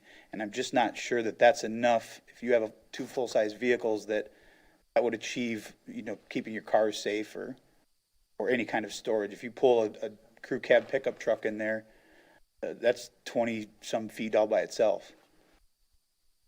My suggestion is discussions, if we could increase that enough to make it enough of an appetite for someone that's going to build a home like this to potentially want to leave that open air space underneath. You're saying it's not enough to really be a carrot from a practical standpoint. Yeah, I don't think that it's a practical thing for someone that has two cars and kayaks or whatever they're going to store that they want to keep out of the elements and secure. I think that space would need to be a little bit bigger. Even if you went with the 30 feet, you're essentially only going 20, 21 feet deep, and that's not big enough to pull a full-size truck into. I guess my question would be, if we're exempting people who do this, regardless of what it is, they then can go back to the 7.5 feet? Yes. I mean, I think it's. We're giving them a lot. It's actually 10 feet if it's over 10 feet. Yeah. Rather, 75, yeah. I mean, they're going to get to build a lot more house. We're giving them a lot if they leave it open. I think we're also asking them a lot to keep it open. So we had originally, so the idea was that it was going to be 30 feet maximum of view from the right of way. So if you're looking straight on at the house, 30 feet underneath the house is enclosed. 30 feet is certainly enough. If you pull straight in, you can get two trucks side by side. What would be the appropriate depth? Or if we were going to turn it the other way and it was 30 feet, what would be appropriate depth that way? Or do we want to say that it's 30 feet of width max? They can go the full depth of their house, whatever they're allowed to build. That will give them a substantial garage. That would make more sense to me because what we're trying to do is do the open part, so the depth really is not as important as the width. So if you want to increase it, I would say that would be the way to go. Yeah, I mean, it would just give more design options, I would think, if you wanted to separate your garages and have a decent-sized garage on each side. If you're allowed to have that depth to go the whole depth of the property, then you could still get two vehicles in there. Just something that makes sense for everyone. Then you keep the whole center open, or if you want to combine them together. Just some options that allow you to have a little bit more than just that small little square box that you need to secure your stuff. Okay. Yeah, I can make those changes. But you think the full depth of the house would be appropriate, 30 feet width? Yeah, I Seems mean, reasonable. Part of me says yes and no. I mean, we've talked a lot about trying to keep that open air space, and if you essentially design a home like this and you want to have that full garage space down the entire side but leave the center open, you're really walling off your neighbors. I think in the communications that I've heard from the LPA and that we had with them, that was a concern that they were trying to get rid of, the massing that pushes up against the people's houses on either side. Well, I mean, I guess, I don't know how you would word it to make it so that it wouldn't be the entire way. I don't know what the magic answer is here. I'm just kind of hoping we can come to an agreement that I think this needs, whatever that works out to be, needs to be a little bit bigger and at least enough to incorporate 2 full-size vehicles and maybe some storage. I hear what you're saying, because, probably anybody who had built a house like this is going to probably have a lot of toys, have implied. But I kind of worry that you're giving me an awful lot for this. It's going to be, some of these models you had, they could be getting an extra 30 feet of width of their property, and then you're saying all you do is make that closed in. So I don't know. I think it's an awful generous carrot, considering that would really allow them to do a lot more. And there's still, even though it's going to be open in the bottom, it would still look pretty massive. Well, again, I just want to remind council that, we have to be careful when we look at these things to sort of apply the 80-20 rule. We want to account for 80% of the cases we can anticipate and have the other 20% come before you and show you their unique circumstances for you to evaluate. So, in terms of what you set as the by right part of this, let's be very careful that you're comfortable with it. And I do think, the more kind of complicated you make it, the more likely someone could game it. And I'm not trying to make it more complicated. I think the 15% makes sense. It's easy across the board, easy math. People can figure it out. It's not dependent on the size. It's a set number. The only concern I had was the 2 things that I've already mentioned, the 80-20, how you read that, and potentially giving a little bit more than 650 square feet of enclosed space underneath to accommodate the vehicles of today. Once we've kind of chewed on it, is it okay if I move on to a different area? Certainly. But just before you do, one idea I was just thinking of is that one of the significant and I think really insightful changes was to go from a fixed distance setback to a percentage. Maybe another way to do it is, instead of making an incentive, saying that maybe if your house is bigger than such feet, that only a certain percentage of the frontage can be closed in, regardless. I see what you're saying. Essentially doing the same thing that they were just talking about doing with the side setbacks. Side setback. Whatever the percentage of your home is what can be enclosed. Right, and the heights and the setbacks from the front, all that's kind of based on a size and a percentage. So you could also say that just, if you're over this certain size, then only a certain percentage of the frontage can be closed in and below.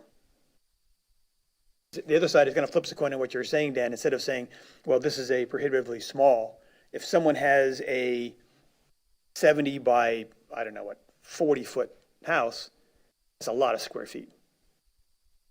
That's the other side of the coin, that, the temptation is someone's going to want to use that for something that's not appropriate for. There's just much more than someone would need for storage, even with a lot of toys. Well, if you look at just the example on the screen, the 65 versus the 119, are you talking about 54% if you're trying to keep the ends open?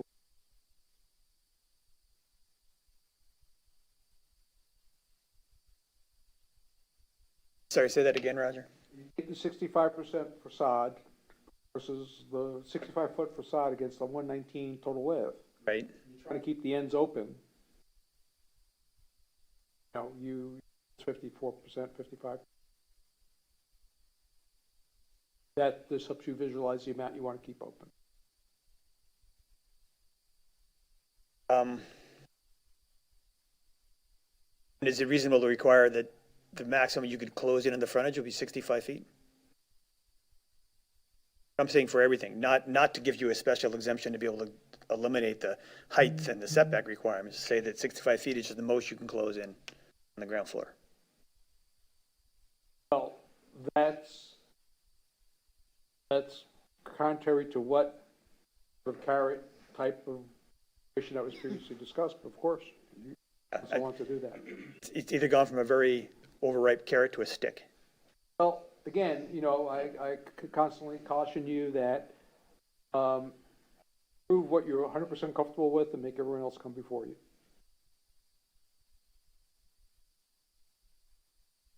I wouldn't be opposed to the percentage aspect to, mirror kind of what the side setback percentage, not saying that that's the number, but whatever number staff can come up with based on what they see and based on size and storage spaces required, whatever that percentage would come out to the size of the home. Like a math issue that wouldn't be that hard to figure out.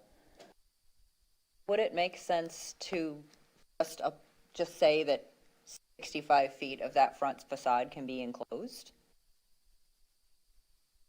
And the remainder of it is to remain open? Or is that too far? How would that, Not far enough? how would that affect this is a 3-lot scenario, how would that affect a 2-lot scenario? They'd still get the 65 feet? Yeah, I mean, because, well, Universally I across. applied the 65 just as sort of that limiting factor of bulk. Up to 65, yeah. But what you're saying is in this scenario, they could do the 65 feet of enclosed space underneath the entire depth of whatever, we don't know what that depth is, but it could be, if it's 40 feet, then it's 2,500 square feet roughly. So everything that's allowed to be built to that front setback go all the way back as garage area, or just open space below the house, storage. Pretty easy to calculate. And that's certainly a number we can play with. I mean, it's 60, and this is, I say, not an incentive to, we're not granting them reduction in setbacks or heights or any of that, but just saying that that's the most you can have, and if 65 feet doesn't work, we could do a percentage, we could do a different number. Just we're saying this is the most frontage that you can, house that you can. It seems like this 65 feet is a far jump from what you're saying is the 650 feet. I mean, Yes. it's a much larger carrot than. But are we still saying the same thing? Are we saying that that gets them out of the other setbacks? Or are we saying that that's required across the board?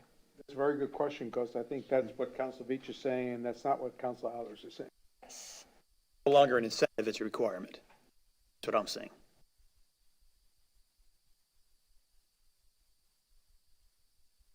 I'll refrain until I hear from the rest of the councilors on that. I got to ponder that a little bit.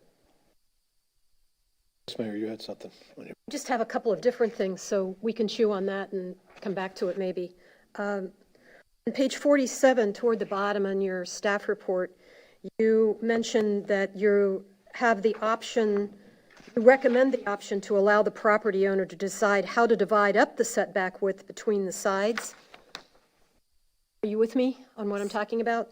And I love giving them some freedom on that, but the restriction I'd like to add to it is that they have some kind of minimum on the side where all their noise-making equipment is, so that they couldn't say, okay, I'm going to have a really wide setback on this side, and then I'm going to have the narrow setback on this side, but that's also where I'm going to put my air conditioner, my pool pump, and everything else. So could we add that condition to it, that the narrow side cannot have all of the noise-making equipment? Seems reasonable.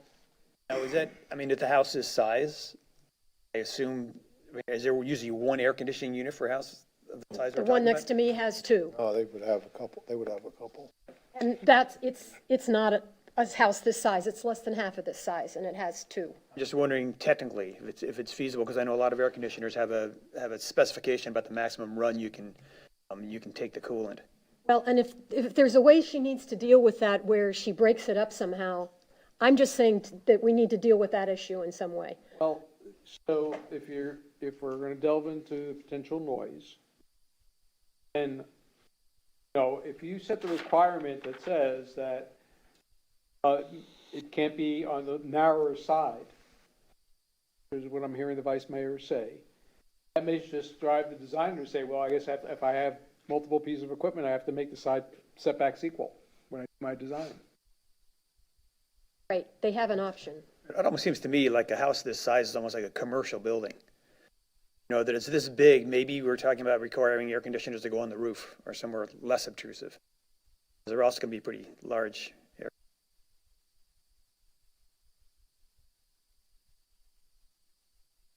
Potentially within that enclosed space if it's 65 by whatever the depth is.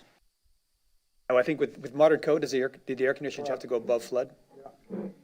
Oh, that's right, yeah. Anyway, I'm not going to tell you how to do it. I'm just asking you to consider that and make some modification to adjust for that. And you guys can brainstorm on it. And for clarification, you're including equipment, because we're seeing a ton of generators.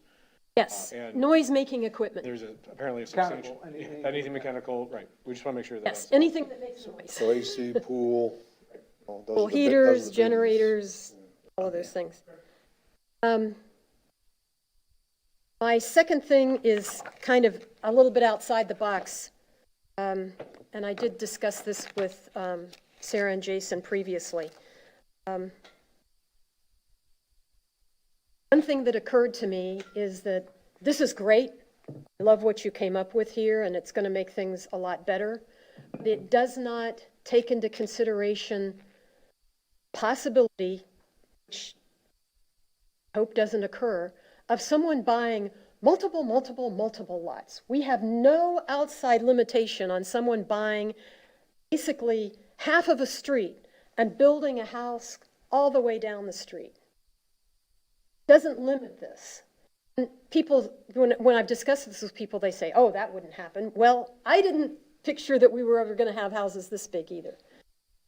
And I also have this concern because I've seen happening in my neighborhood, large houses look like a one-family resident, but they're short-term rentals, and they've divided them in half inside.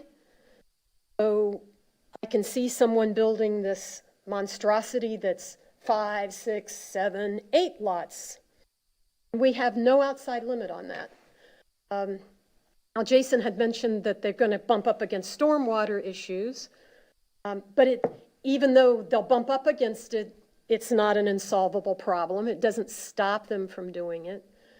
So the thing I'd like to put out there for my fellow counselors to consider is, do any of you agree with me that we need to have some outside limit on how big a residence can be? You know, the thought occurred to me during the discussions, and I've also thought of it before, of combining lots. And, while I can't envision a whole half a block or 8 lots, I can't envision that. There are lots of things that I did not envision 25 years ago that have happened. So it is certainly worth consideration, I think, and so I'm open to discussing that some sort of maximum, because you know the way things are going, you know, a lot of people being the real estate market the way it is, and home properties being acquired, it's not inconceivable that there will be combinations, but whether they're on that grand of a scale, again, I don't have the crystal ball, but certainly I'm open to limiting these massive consolidations. I got a question for John. I understand, it seems like a lot of the issues you have are kind of usage, where people are essentially making hotels, de facto hotels, by splitting them up and doing vacation rentals. Is there, as a condition for building like a large house, can you put restrictions on use? Allowed to say, you know, this could not be a vacation rental, say, or does that violate the code? That would violate the state preemption. What about, can you ask if it's going to be a duplex? I think that's already provided for in the regulations as to I whether or think not we you could say can that do this is that. for single-family homes only. Yeah. And then the other thing do is, using Sarah's schematic, you just say that, but in no case shall the width exceed 120 feet. That would limit it down, you know, in terms of multiple lots. Jason, you look like you're chomping at the bit there. We're talking about use, sorry, and so I think there's so much that we can do on the front end as far as a review. I think we've been pretty diligent about checking to make sure there's limited opportunities for lock-offs. That's kind of the term we use, as far as creating design internally to be able to then create separation with access and rentable units within a building, that sort of thing. So we do look for that, and they would be in violation of a single-family permit if they did something. But I don't know what that number is as far as the max. I mean, the vice mayor was going down the rabbit hole over the weekend on the internet, watching all these stars, 30,000 square foot homes and stuff, and there's some massive, massive homes being built. I don't know what that magic number is, if it's 120 feet long total, but you got depth you have to worry about too. It's not just along the block. I think there's more opportunity for people to buy behind you, so you're going to gain depth there too. So that's something that the vice mayor was talking about. Not just going to be linear. I think ultimately linear becomes an issue if I got to walk a mile to get to the other side of the house. You're going to buy behind them and get a big block of a property. You can get a massive structure. I haven't even considered someone buying property behind. Right. So when you've got, like we have behind us, right, you've got two streets, but you've got two rows of lots. You kind of have been talking about this for the last few months in the context of along a roadway, what this deals with, but getting deep too. You could get a massive, massive structure available. And one thing, I understand what you're saying, Vice Mayor, but, you know, to me, it seems like, I don't know, it's like it's kind of circular to say that someone's going to take 3 lots, put them together, and then divide them up internally. And I can understand maybe why someone would, because they could rent it as a large place or as 3 separate units, but it seems like it would be less of a headache to build 3 separate units. When I mention that, that's just an aside from my basic point. Even if people didn't do that, I would still think it would be a good idea that we have an outside limit on how massive a residence can be in our town. Who knows what motivates people? I think that point is well taken, Madam Mayor, but I guess my question for Sarah and Jason is, under the current proposal before us, Jason or Sarah, the current proposal before us, when lots are combined, are we limiting that new entity to be a single-family home, or could it be a duplex? The way we're looking at it right now, it's based on the single-family and two-family homes.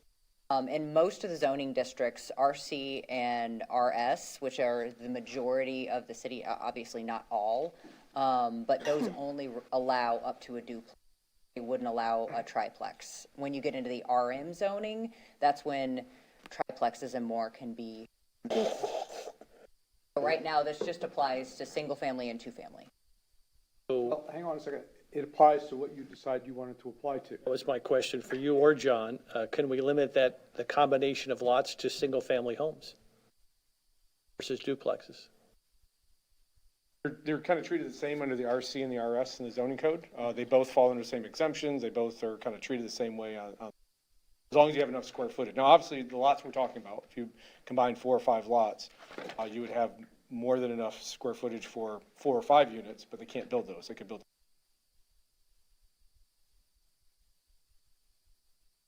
So if you're concerned about that, what you could say is that single-family house, you're green lighted if you meet these. Duplex, you have to come in front of council. We can see what you're doing. I'm just thinking out loud. It's just, I want to make a point that this is not just applicable to when you combine lots. That was part of the internal conversation we had throughout this whole thing, is that's kind of the phrasing we've been using from the beginning, but it's really about a lot that is this length and this size, right? We want to make sure it's not just combining lots. We didn't want somebody to be able to circumvent the regulations if they say bought 2 lots and 90% of a third lot, right? So that trigger point is the length, size of the lots, total land that you have. So this could be 3 lots as the example, or it could be 5 lots, it could be 10 lots ultimately, or it could be 2 lots, right? 170 feet as the example. And we can work on the maximum coverage in case it's lots that are backed up to one another. Then it does come down to the percentages that. And I applaud this, you know, getting away from the complexities of we're combining lots and just saying it's lot width, because simple is a lot easier to enforce and a lot harder to game. So I do applaud that approach. Remember, we still have the 40%, right? So the building footprint box can't be any bigger than 40% of whatever acreage put together. Ultimately, if you can combine a bunch of acreage, then you can get the 40% mass-wise is a big issue. Just want to point that out. It's not just linear along the street. It can be. Okay. I guess between now and the next time we hear this, I'd like to know if there are communities that have an outside limit. Does anybody else have this? I mean, I don't see anything super massive on Sanibel, but maybe I'm missing them. I haven't driven all over the island. So I guess I'd like to know if any other community has this outside limit on supersized houses. I know, I've seen some, I gotta dig them out and see. Okay. I know there's places with minimums, we've had maximum, I think I explained to you, that there's examples of maximum for commercial all over the state. So, Right. it is common to set a max for certain things. I don't, side, there's a couple out there somewhere. Yeah, I'd like to know what those are, just to give us some idea. Madam Vice Mayor, do you, sorry. Madam Vice Mayor, do you have a number, a suggestion of what you have in your head as far as I don't. width of lots or the depth? Now, you raise a great point about the depth of lots. So 3 is 4. I mean, I don't know if if you're going to buy 3, I think you'd want 4, but. I don't Give have a number the in staff mind. something to work with, at least a starting point for discussion. We'll try to figure out between now and then, like, typical coverage. We'll have to assume a lot depth, an average lot depth, and, along with the percentages, figure out a coverage. If you kind of like this relative scale, you could figure out how it translates to if it were a lot's backed up to one another. All right, well, maybe that's the direction then, if Tara and Jason, before the second reading of this, provide all the council members with their information about their concerns, so we'll be able to address it at the next reading. I've got a couple more points. Sounds like you're really looking to move on, but these are pretty simple. One thing is now, you went from 7.5-foot setbacks until 80-foot width, right? Now, 15% that would be over 80 is 15% at 50. So is there a reason why you chose 80 feet? Hear that instead of right at 50?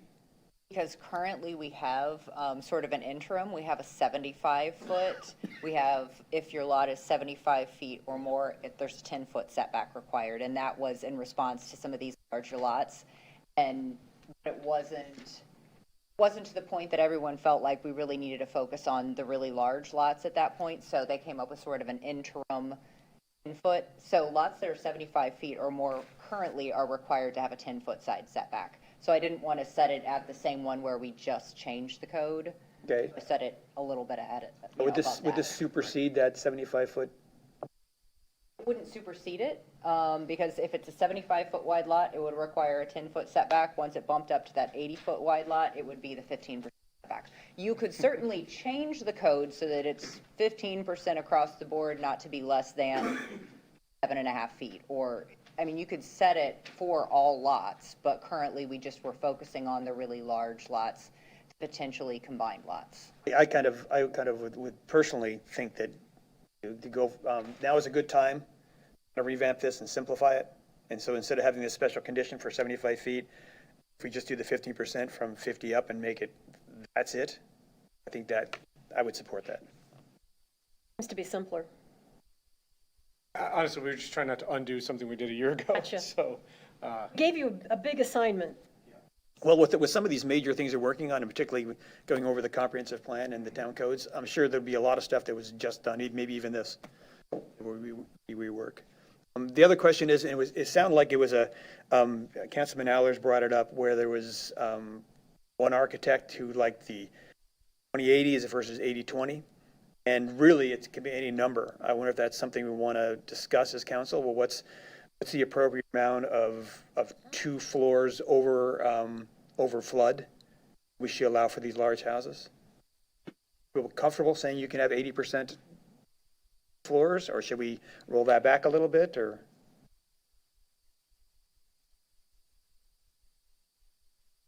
I don't have much of an appetite for rolling that back any further.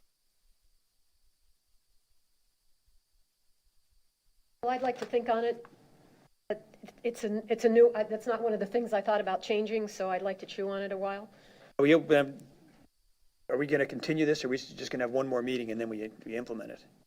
Well, my suggestion would be to see if we can have one more meeting. If you're not ready at that point, continue it then. Because we do have moratorium effect, so I'd like to try to get it resolved as quickly as possible. I'm just thinking if the more changes we make to it, the more it seems like it's a better idea to. Well, If you're gonna say we're gonna have a second reading in 2 weeks, I would say no. We need to bring it into February. Some of these points that are being raised, including the point of, do you want to deviate, or do you want to keep the left and the right option that's on the screen open, or the right one only, or leave both as alternatives? Is there any direction on that? Okay, so just my kind of mental notes, the things we've talked about, is to just change it from 15%, everything over 50 feet. 15% period, 7.5 feet minimum on the setbacks. We at least discuss the percentage of the frontage can be 2 floors. Whether we say that the maximum, we have a maximum number, and we threw around 65 feet of enclosed ground floor. And then an overall cap on the width of a house. I think one of the things about combining for depth is that, like we just saw with our previous variance request, is that if someone buys property on the back up to each other, now they're going to have front setbacks on both sides. So they've kind of lost some of the space they could do anyway, plus they have the 40%. So I'm not sure I don't know if that's just a solution looking for a problem, or whether we need to do anything with depth at all. Well, I think one of the things I've seen while I've been here is a lot of people buy and then they sort of figure out the zoning issues afterwards. So to the extent that we could be clear about what's allowable, and that there's council support for it, we're better off doing that. So if we can figure out a maximum coverage situation, regardless of how the lots are joined, I'll have it covered. Notwithstanding your comment is valid, Council Veach. Should just have the exact case here that, well, it's 2 fronts, so my real front is this, and now I want to treat the other front as my backyard. Right. Bill, I want to say, I hear what you're saying about the continuing idea.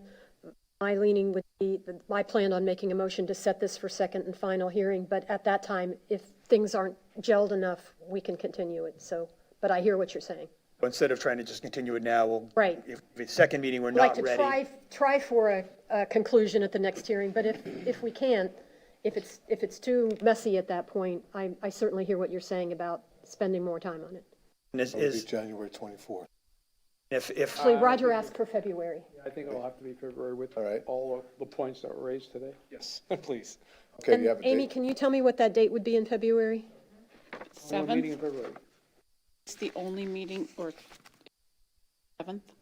7th? Okay. I'm going to move that we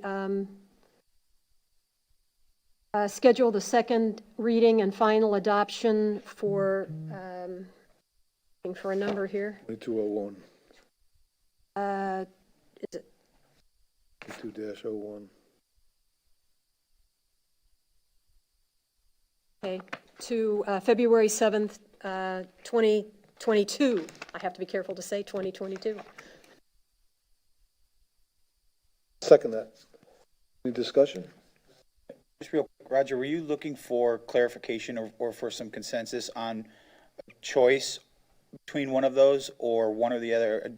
Well, if we're leaning towards the one on the right because the architect says it's more, might be a better approach, reach that conclusion today, it'd be good to know that, but if we could take it up at the second reading. I would be comfortable with the one on the right. They're kind of, that one, the only difference is, right, you can divide it up, because you could put that together and. Right, So- but if you read the architect's email, that, I believe they recommend that as an improved aesthetic. And I agree. And he actually isn't talking about breaking up the front as much as he's talking about the height differential. So the way the code is currently written, you can have 2 stories over flood, which is typically over a garage, on 80% of that 65 feet of facade, and only 1 story over parking on 20% of that facade. So it wasn't really about how that facade is broken up in the front, but it's about the heights in that. Okay. There's a motion on the floor to move this to ordinance 2201 for final adoption, second reading and final adoption on February the 7th. Dan, do we have consensus with what we want the look like? I mean, because the ideas that I kind of made notes of as we were talking, are those things we want to have incorporated in this, when we're looking at in January? If I'm not mistaken, the staff has taken all these comments to heart. We'll come back with, We'll have language prepared that incorporates those ideas. Whether they'll survive second reading, we'll see, but we'll have language to support those concepts. Mr. Mayor, it is an ordinance, so a public hearing is required. yes, sir. We'll open the hearing to public comment. Is there anyone here that wishes to comment? Seeing none, we'll close it. Okay. Now we'll move on the motion. It's been moved and seconded. Is there any further discussion? Any objection? Motion carries unanimously. Okay. Excuse me. Thank you. One item to think about is when you'll want to have this come into effect. Because that is a component of this. Some people are currently in design. That we don't know how many projects are out there that could be impacted by this. Not aware of any. However, do you want it to take effect 60 days or 30 days or months from the adoption or immediately?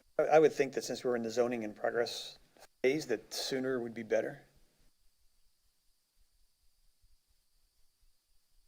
Sounds good. Anybody have, okay. Right. We're going to move on to the administrative agenda. The next item is the special event permit. This is for the Fort Myers Beach Community Foundation special event, We Are FMB concert series at Santini Plaza. I see Janine Palauskas is here if we have any questions of her. But, otherwise, I think it's just a matter of approving this. So, I have a quick question. yes. So you're on the record, give you time to get to the microphone. My question's very easy. You're doing this basically the same way it's always been done, no major changes, right? Major changes. Janine Palauskas, Barefoot Event Group, for the record, representing the Community Foundation. No changes. It does say that it's at Santini Plaza. It's actually at Fishdale Marina in the back. We do them outdoors. We move them into the propeller lounge in case of inclement weather. So I just wanted to clarify that after looking at some of the notes. The comment I would make then, if you're doing it basically the same way, it seems to have worked very well in the past. I've never received any complaints from anybody. In fact, kudos is what I receive about how well it's been run. So if you're doing it the same way, I support it. I have one question. If it is inclement weather, you plan on having it outside, but if it isn't clement weather, you want to move it inside to the propeller lounge. My concern is that if the Omicron variant is still raging at that time, which, when is the first concert? January 27th. January 27th. 7th. So theoretically, it'll still be active. The professionals are saying that it's supposed to start its downward activity middle to latter part of February. So my only suggestion would be is to, in the event that it is moved inside, is for you all to provide face masks for people, maybe at the entryway, to offer that to them in case they forget to bring their own. And then, if even possibly a step further, is to spread out the seats a little bit, if that's at all possible. I mean, if a husband and wife want to sit together, that's fine, but to pile everybody in the aisles on top of each other, I don't think is fine, in my opinion. So if that can be done, that would be helpful, and probably put some more people at ease. Absolutely. We will work with the Fishdale Marina staff. I'm there for setup, so we'll set them apart, and then people can move them as they feel comfortable. Thank you. Thank you. Anything else, Jim? Just one question. Janine, first of all, awesome venue, such a cool place to see a concert. I understand that the January 27th event is a Chicago tribute band, but that may not technically be true. As I understand it, the former bass player and singer for Chicago, is actually part of the band. Is that true? Do you want to elaborate on that at all? I would, thank you so much. Actually, Back to Chicago performed 3 years ago at Fishtail Marina for us. They're a local band made up of musicians, one from FGCU actually. And I met Jeff Coffey a few years ago. He sang the national anthem at Hertz Arena, and so he wanted to come back to Southwest Florida.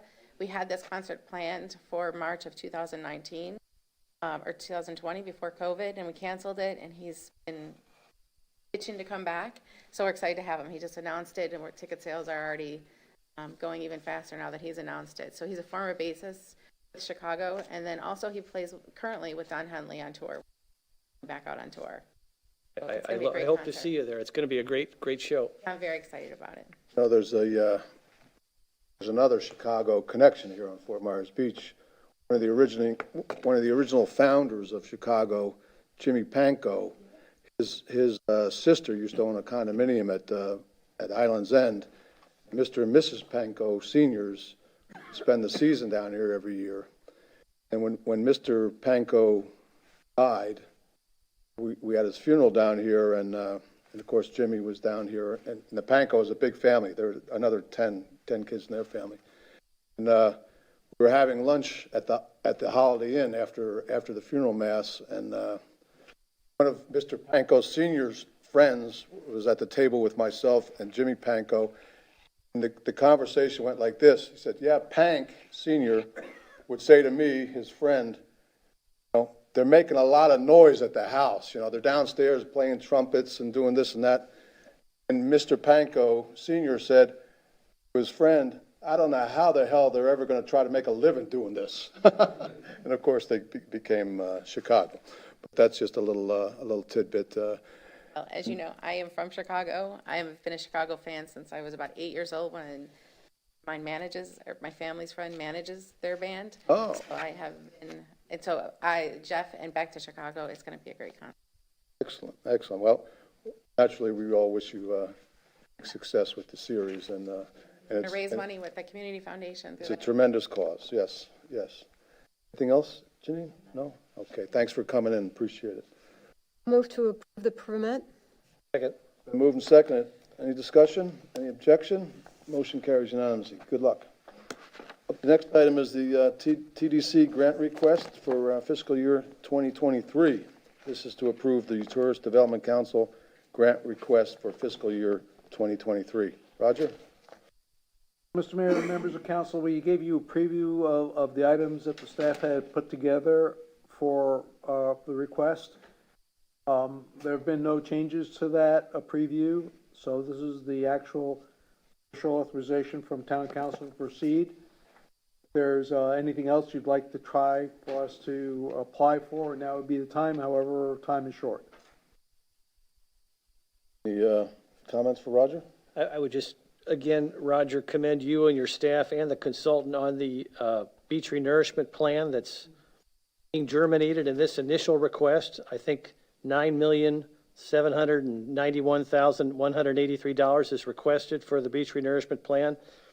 As I understand it, correct me if I'm wrong, Roger, the overall plan and budget for the beach renourishment project is $23,068,000. That'll come later on, possibly next year, the rest of those funds. Is that the request for the rest of those funds? Right, the project is being broken into phases, as I believe all members of council are aware of, and this is the initial phase of actual restoration, and there'll be others following as we proceed. I just think it's excellent. I think it's excellent staff work and consulting work, and I commend the town for their being proactive on this challenge for the island, and I wish you Godspeed on that. Else? I guess the comment I'd like to add, and I'm glad to see Allison came in, is I'd like everybody to know how crucial Allison's work on this is from the TDC perspective. It's a strange process with lots of weird ins and outs, and she has mastered those and made our application so much better over the years. And I've heard this from many insiders at the TDC. So I want to recognize Allison for her work in improving our process. Good point, well taken. Anything else? I just do want to point out, there's still a couple, I have reservations about a couple of aspects of the beach renourishment, and most of them revolved around either things that I don't think are particularly sustainable, or then places where I would like to see more effort put by the beneficiary properties to make sure that the renourishment sticks, things like vegetation and things to protect buildings and money that we're spending on renourishment. Your objection is not to the request for the funds? It's not, nope. Okay. All right, and just to speak to that point for 1 second, Mr. Mayor, the consultant will be in, give you all further update on the project, and so, you know, those questions and those points can be discussed at that point in time. Okay, is there a motion to approve this TDC grant request? Move approval, Mr. Mayor. I'll second. Moved and seconded. Any further discussion? Any objection? The motion carries unanimously. Next item is Resolution 22-01, Lead-Tran Advertising Interlocal Agreement. This is to approve Resolution 22-01, authorizing the town to enter into an interlocal agreement with Lead-Tran for advertising. Is there a motion to approve the resolution? Move to approve Resolution 22-01. Second? Been moved and seconded. Any discussion? This is with the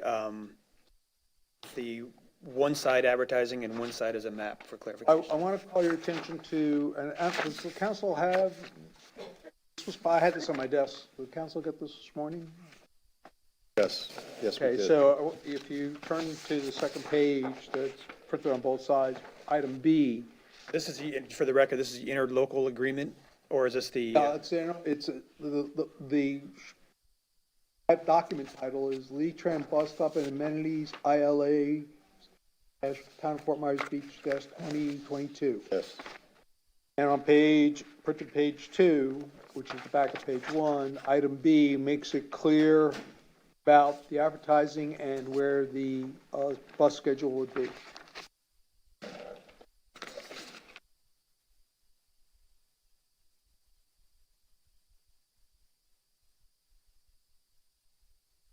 That's what you highlighted there in the yellow. Yes, sir.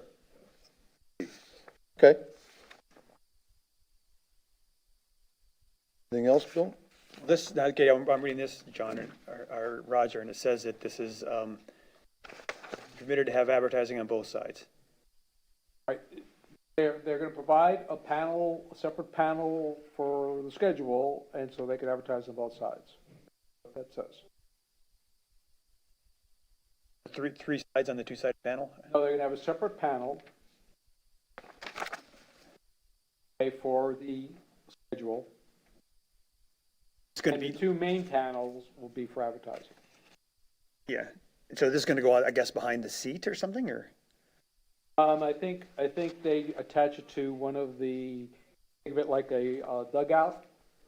They attach the schedule panel to one of the front poles. Vertical poles supporting the dugout. Okay. What is different than what we agreed upon our last? They want to try to get advertising if they can on both sides of those panels, if they, at their maintenance costs. Okay, when they were here, though, at the last meeting, they implied that there would be no problem having advertising on one panel and a map on the other. That's true, that's what they said. Time.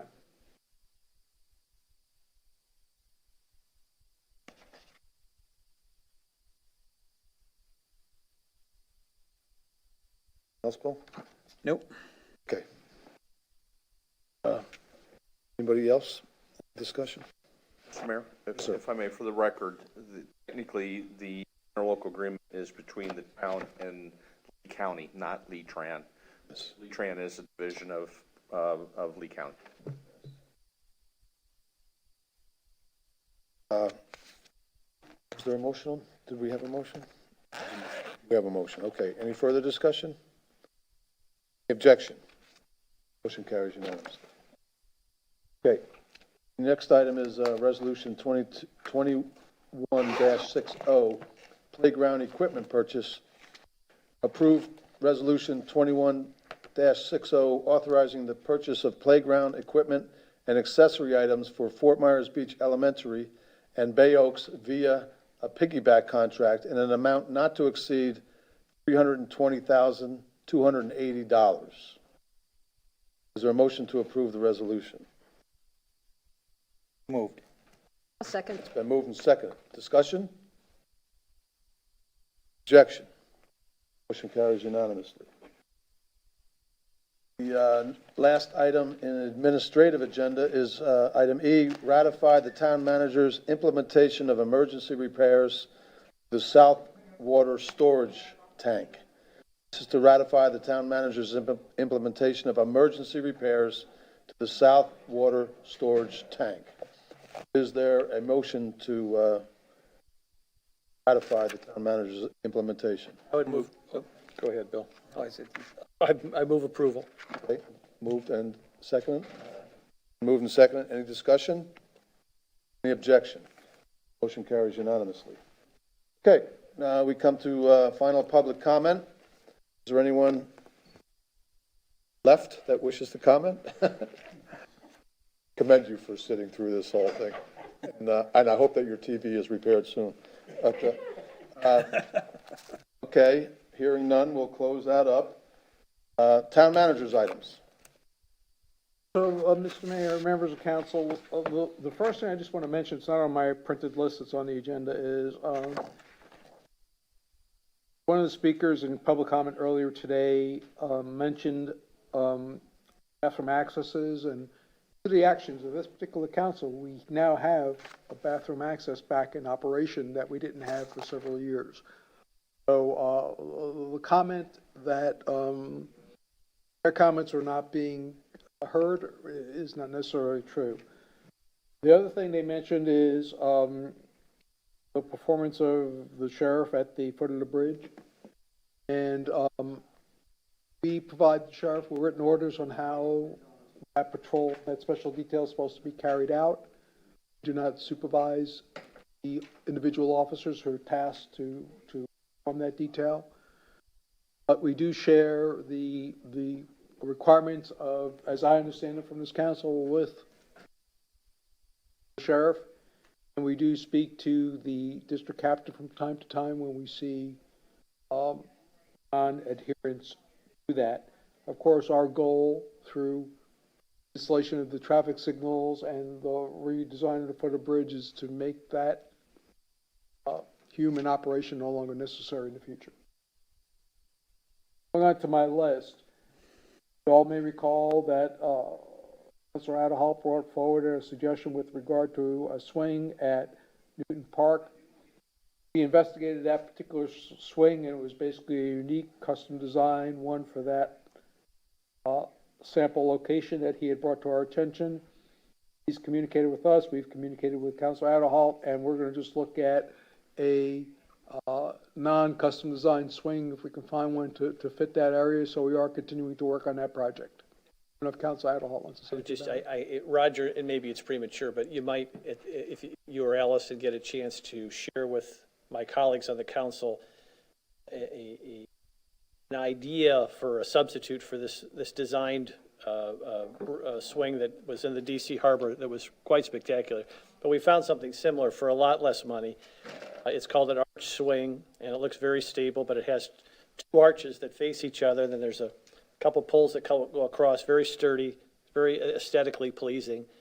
Maybe just send that picture on as an idea of Yeah, what it'll be included in the parks monthly report that's coming out later this week. That's great. And it's certainly, Roger and Allison did a nice job researching it, but unfortunately, the design build was cost prohibitive, and this is a lot more reasonable, and I think there's even an opportunity there for maybe somebody who wants to donate to that cause, maybe for a grandchild or a child, and get some naming rights or whatever, and hopefully we can get a couple of those swing sets in that bocce ball area at Newton Park, having you face the ocean, swinging out towards the ocean, at least facing the ocean, and it still could be nice. But we hit a little financial obstacle there with respect to cost, but I think there's still a solution there. Thank you. This is actually an example of the strangeness of TDC funds. They specifically exclude playground equipment, which makes absolutely no sense to me that our TDC does that. It's different from county to county, and why ours excluded at, if there's anything that is beneficial to the tourists coming here and their children being able to recreate on our beach. So that just gives you an example of the type of things that Allison has to cope with. Okay, Roger? Next item is, and thank you for your kind comments about the about the New Year's Eve celebration. Unfortunately, for staff, we now have to launch into the 4th of July planning. So one of the items on a critical path for us is whether we should consider a parade or just consider fireworks. With regard to the question about coronavirus and the variants. Obviously, that would modify our planning and application process to the variety of agencies we have to get permissions from. So I don't know that we necessarily have to have a definitive answer today, but I would say that no later than the next meeting, we're going to need to know if you have some thoughts about whether or not to plan for the parade or not. Oh, let me just jump in there. We're already talking about the 4th of July parade. We have to consider, if that's the discussion, we have to talk about the Shrimp Festival and Patrick's Day parade. That's the concern. So maybe we should just lump it all together. Well, we don't have those applications. And yet, I don't know what those individual event sponsors are, where they are in their planning, but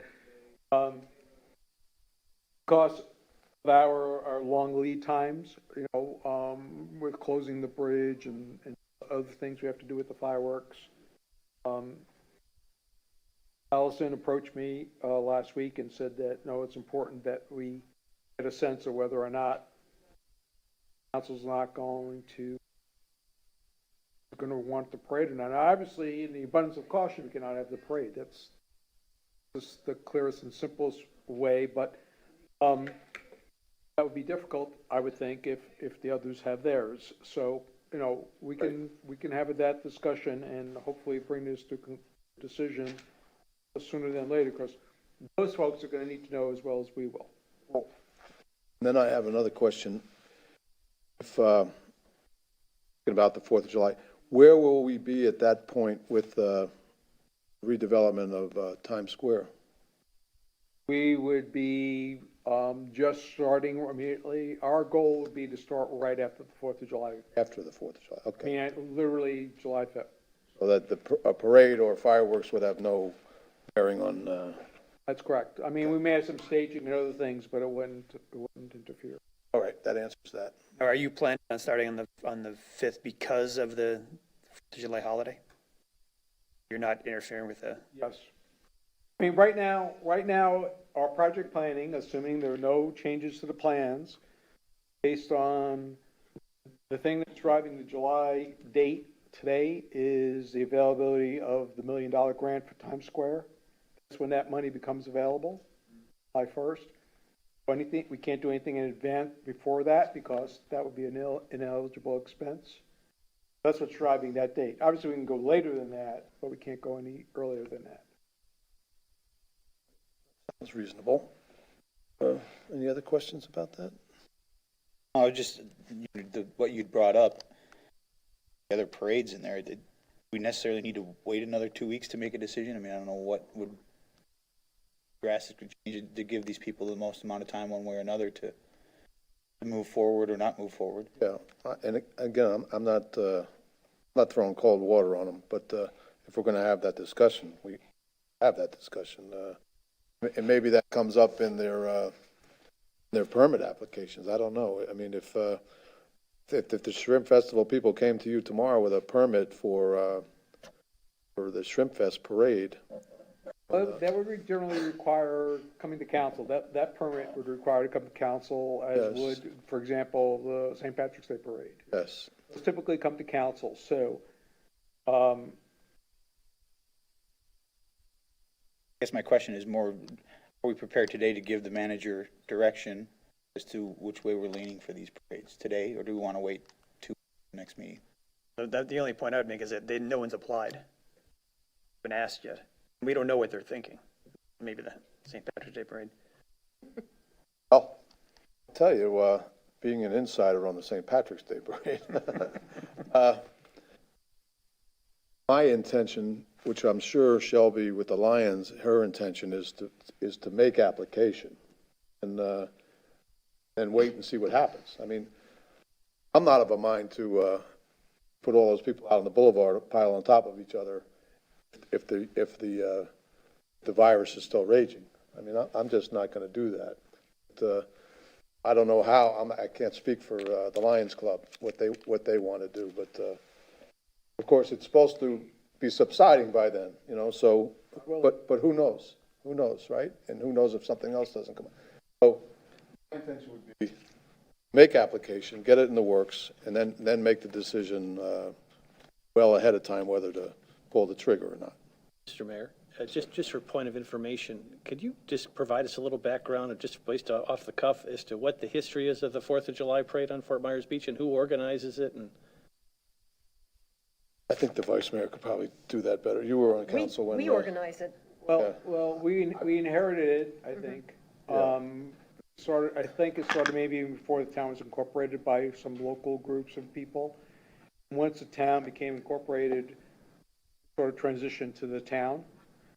And the latest discussion has been, with the fireworks, we do the fireworks in the parade, and that's a town event. The New Year's Eve celebration is a community event by the businesses of the community. And that same day, coincidentally, is the town's birth anniversary, if you will, so corporation anniversary. So we have an event, it just so happens to be on New Year's Eve because that was the day that officially took place. But, so this is really the town's one event. thank you. Yeah, see, my recollection is a little bit different than that, Roger.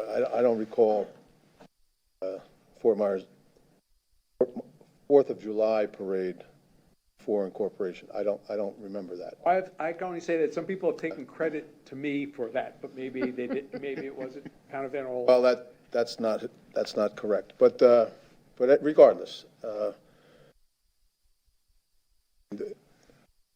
that would be the town's decision, and then and the Lions Club and St. Patrick's Day they're about a week apart. So the Shrimp Fest and St. Patrick's Day. So those would have to be in permitting like now or shortly from now. But so then they'll be considered, I guess, by council when they come up before council. Make that decision at that time. So I would certainly think that within the next 2 meetings, because I'm not having the last meeting in February. Yes. See, that's the other risk. We're putting it out a little further away from the actual the events themselves, but just have to play it by ear and see what happens. Well, if the policy is to apply, then revisit closer to the event is what I heard the mayor saying.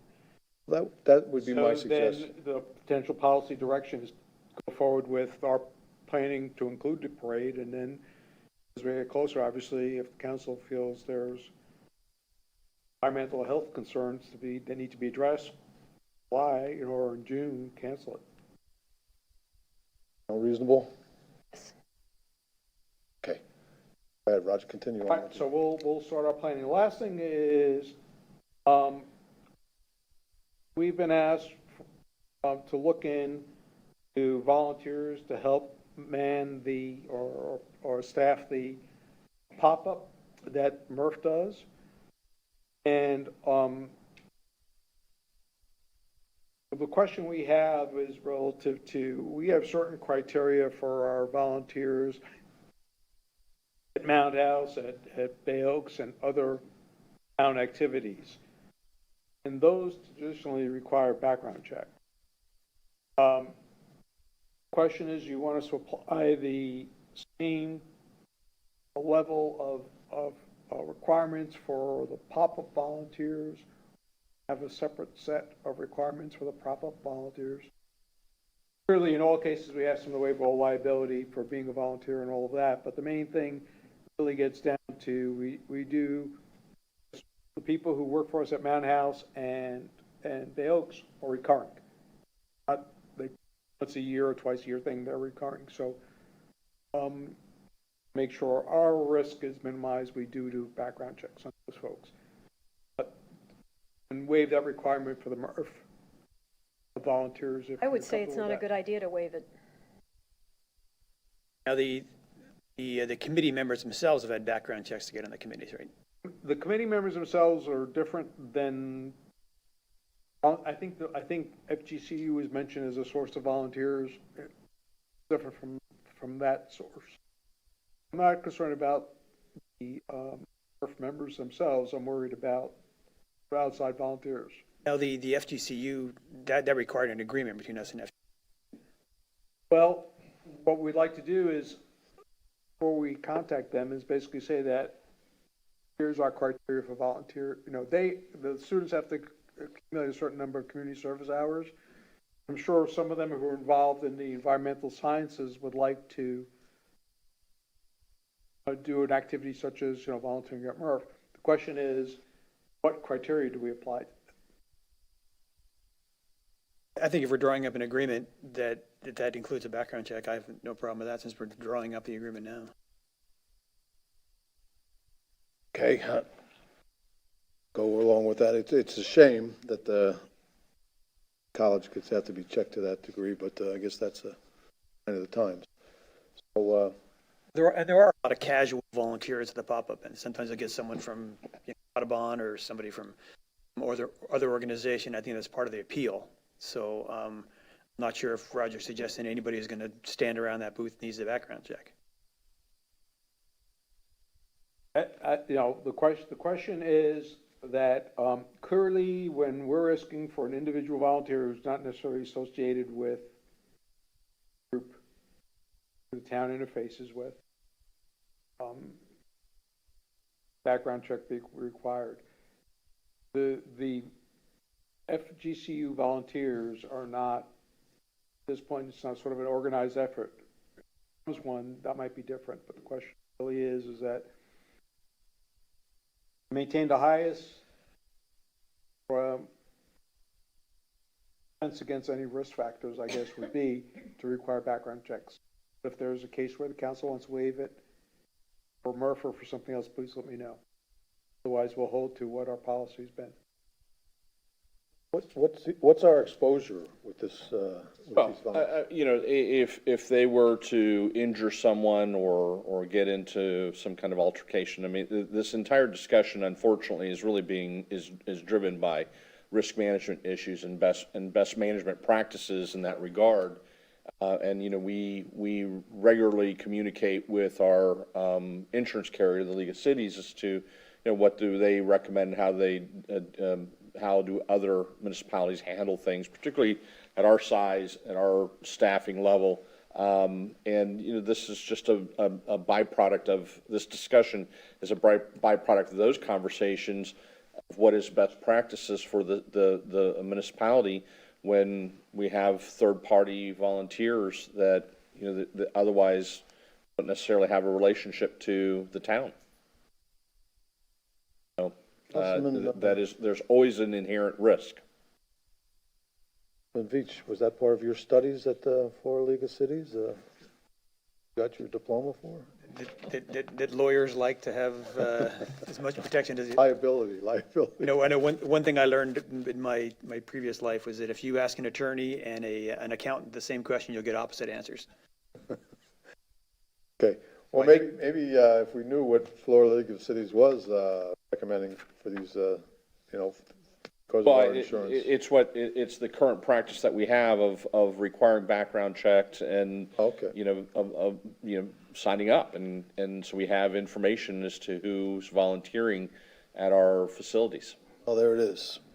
There it is then. The other thing is rely on the organization of FGCU, that maybe they have they could organize something that where people are screened in member of their organization. That's correct, and you know, we've had the conversation where, as the manager indicated, FGCU, marine practices faculty would like to, you know, some of their students would like to volunteer for class credit, and you know, we would enter into an interlocal agreement where that vetting process and that liability process would be addressed between the town and FGCU if we were to move forward with making that pop-ups available to those students as a way to gain additional credit. And it seems to me to be, you know, if FGCU is going to feed us these people and they're going to get credit for it, to work through them as opposed to us having to know that every individual who shows up at the pop-up booth is, you know, check their documentation to see if they sign some. The very, I want to be clear about what the difference is. The difference is that if we're going to FGCU and they're saying that we're sending you 3 volunteers, that's different than FGCU posting a notice on the bulletin board that says, Town of Fort Myers Beach is looking for volunteers, and people are just contacting us directly. So, to the extent that it's organized through FGCU, sponsored by FGCU, that's one set of circumstances. Another set of circumstances is if they're just posting something on the board. And if that's the case, that's where we would require the background checks. Well, yeah, and it seems to me that if they're doing something and they're going to get some kind of credit for it, there's got to be a pre-approved activity to get that kind of credit. You know, if I put up a sign saying, you know, come volunteer to clean Bill's house. Well, what happens is I know this from my kids, is that you get a letter back from the organization said that, you know, Junior volunteered for 4 hours at the Murph pop-up on Saturday, January 1st, and they turn that in. But a lot of those service opportunities are just placed on the bulletin board for information for the students, and not necessarily, I was saying, you know, this week Joe, Mary, and Sam, you're going. Next week, Bill, Sally, and Tom, you're going. Okay. Rougher and rougher to be a volunteer. Town attorney, are you all done, Roger? Okay, town attorney. Yes, Mr. Mayor, members of the council, I have 2 items for discussion.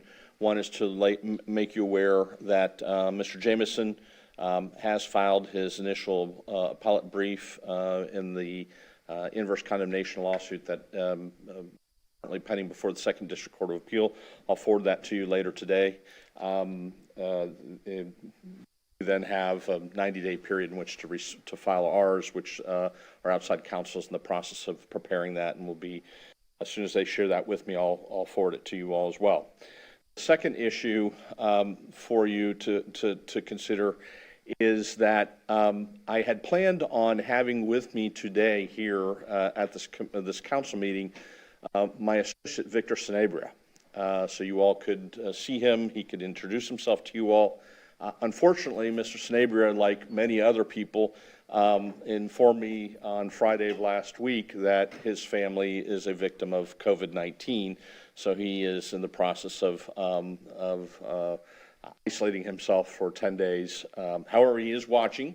I told him very specifically to watch. The reason why I mentioned that, and I wanted to introduce you and have Mr. Sanabria here, is that unfortunately, because of the scheduling issues with the month of July, first New Year, and then Martin Luther King, we're cattywonk on our days. And as a result, for the next meeting, I have a conflict that pre-exists that I will be unable to attend. So I wanted you all to know and see in advance who would be coming in my stead. Unfortunately, because of his family circumstances that many of us are going through with regard to COVID-19, he was unable to come here today and meet each one of you individually. But I did want to make you aware and let you know that unfortunately there will be someone else from my office. Mr. Sanabria is very well experienced. He's an 8-year attorney. He's been doing work for the city, for the town for the last 8 months. He's been working with staff on some contracts. He's been working with Parks and Rec on some agreements as well. And he's been handling a number of litigation matters that we have going on where our office is directly representing the town. So he is familiar with the town. He is familiar with staff. Staff is familiar with him. Unfortunately, the one thing that he hasn't had an opportunity to is to meet each one of you all individually. And for that, I apologize. But given the circumstances and as illustrated by COVID-19, God forbid, something were to happen to me in my unavailability, I do want you all to start becoming familiar with other people in my office just in case in such events. So if you have any questions or I can arrange for Zoom meetings if you wish, or WebEx, whatever, to meet Mr. Snabry in person electronically. But otherwise, he will be here at the next council meeting in my stead. So we lucked out that we moved the ordinance to February. I'll make sure that he's well prepared to address any of the issues that do get placed on the next agenda. But Get well soon, Victor. it's his family, actually, his wife and daughter, who apparently were diagnosed with having COVID. So. Mr. Mayor? Yes, sir. John, if I could, I know Councilor Allers has raised this in the past, and I know Councilor Veach has raised it on a broader level. Since our last meeting, I received an email forwarded to me from the chair of the Public Safety Committee, as well as a separate email forwarding me the same email from who's the head of the Chamber of Commerce. And it was from a visitor to our island, young family. They went to visit a business at Kiastera Plaza, and the proprietor of that particular parking, whatever you want to call it, facility / strip mall, allegedly verbally accosted them, and it was a very, very unpleasant experience. I have heard a litany of alleged similar stories about the proprietor of this property, and I'm curious as to where we are with respect to his compliance with town ordinances. Normally, I don't get involved in these things, but because everybody has a right to contest and litigate, whatever the town puts before him. But this person appears and allegedly is having behavior that's really disturbing towards our residents and our visitors, and I think it's something we probably ought to elevate if possible, and maybe you could just give us an update as to where we stand on this. Sure. I also received copies of those correspondence over the holidays, and it is unfortunate. You regulate behavior, unfortunately. But as it relates to our particular, the town's enforcement actions and interactions with this particular property owner, there is an active code enforcement case that was ruled many months ago adverse to the property owner. The property owner appealed that decision. The Lee County Circuit Court, sitting in its appellate capacity, ruled in favor of the town, which I reported to the town council at that time. And as a result, currently, the property continues to accrue a daily fine for the activity that's taking place there, which is primarily that they're using the parking lot and the parking spaces that are supposed to be used by the tenants of that building as a commercial enterprise, separate and distinct without the appropriate approvals. And so that fine accrues on a daily basis.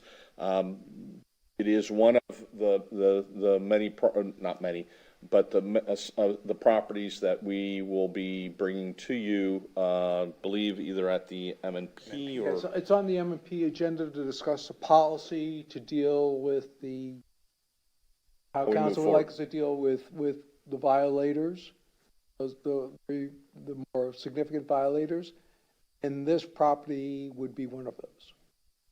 So depending on the policy discussion that you have that day, if you instruct the staff to move forward, we will move forward with whatever direction you give us at that point in time.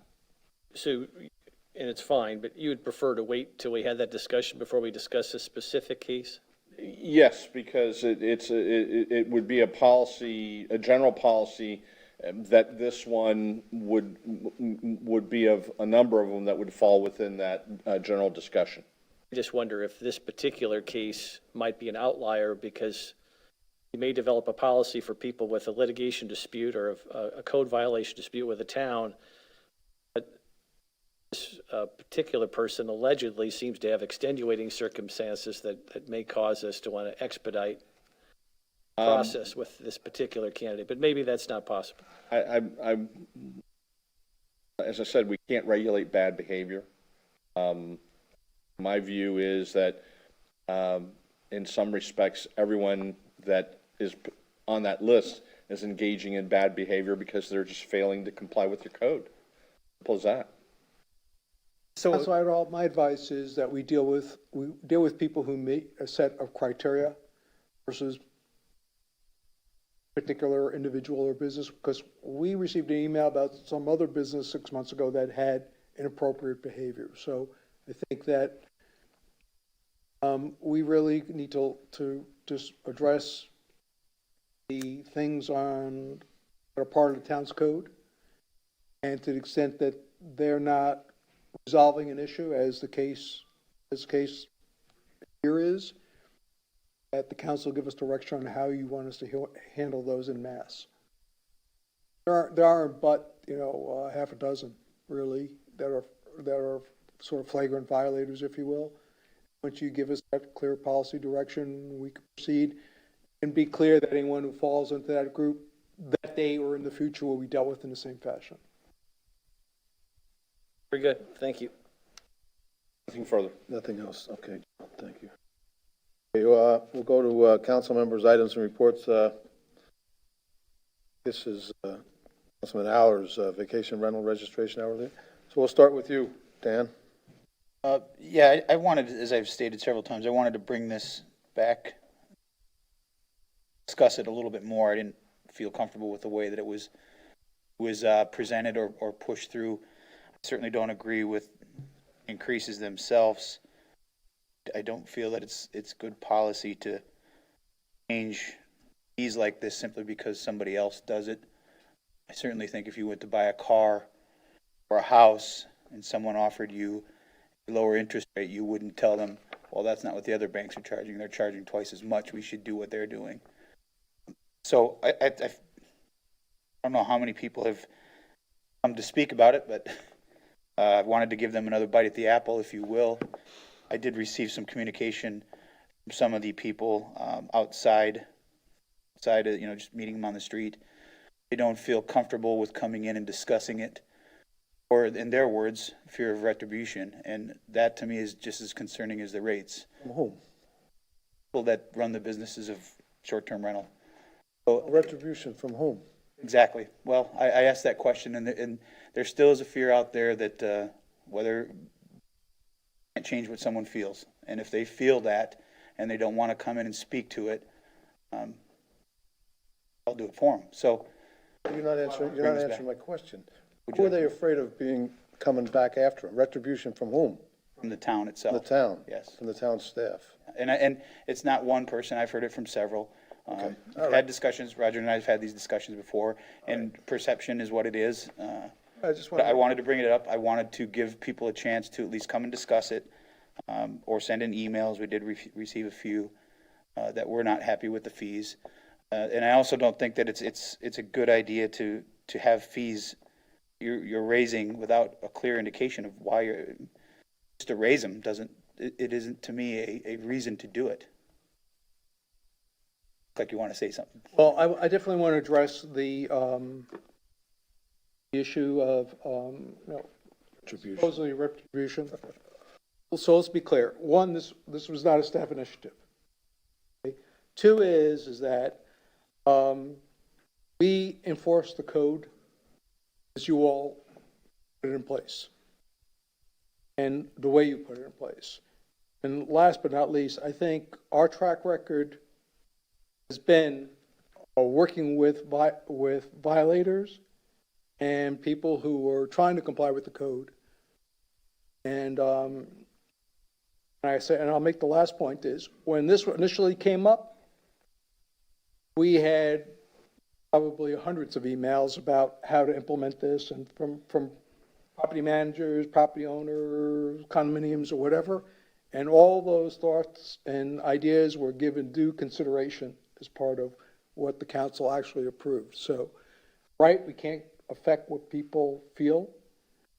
I also do think that there are people who prefer to let members of council do their speaking for them, and that's fine. That's what you get elected to do, so great. There was one comment that was made, and I guess I didn't really think about it that way. With the short-term rental going up so high, it's to the people that do the business, and I'm not in that business, so I can't relate to what they go through, but they look at this as though we're raising rates they're essentially paying to regulate themselves. They're putting more money in to regulate what they're doing. So they're paying to police themselves, essentially. Maybe I'm not saying it the correct way or the way that they want it, but it made sense to me that, whatever the fees go for now, whether it's the paperwork or whatever, we're essentially adding a ton more money to that. What is that money going to be used for? Is it going to be used to verify that they're in compliance? Is it to monitor the websites to see if they're changing the inside of their homes without permits? What is it? There's just no clarification as to why it's being raised, other than, well, everybody else is doing it. This is what other communities have done, and it just, to me, doesn't seem like it's a fair way to do it. May I for 1 second? My understanding was when we voted on that, just for the rental, was that we were going to be dedicating those resources to the idea of affordable housing. That was my understanding. Now, if I'm wrong about that, tell me, then I'll reconsider. But that's what I thought. And that's the way it was couched. I mean, there's never couched as raising money for no reason at all. Yeah, there has to be a reason to raise the rates, and that's the reason that I was under the impression that we were voting. And that's the way I remember it, that it was quite clear the reason we were raising it. And it's also, there is a relationship. This is not there is a causality here, because the number of vacation rentals, registrations doubled over the last few years. It is a growing business, but every one of those new vacation rentals means less housing. And it is, as I've been told, there's a nexus there. So that applying that fee, or at least portions of that fee, towards workforce housing and affordable housing makes sense on a legal and a personal matter. So it doesn't just go towards enforcement, it also goes to offset the effect of this increase in short-term rentals that are happening. And it isn't just because, and I'll certainly tell you that I matched, when I came up with the idea of a fee, that was for what Sanibel is doing, our nearest neighbor.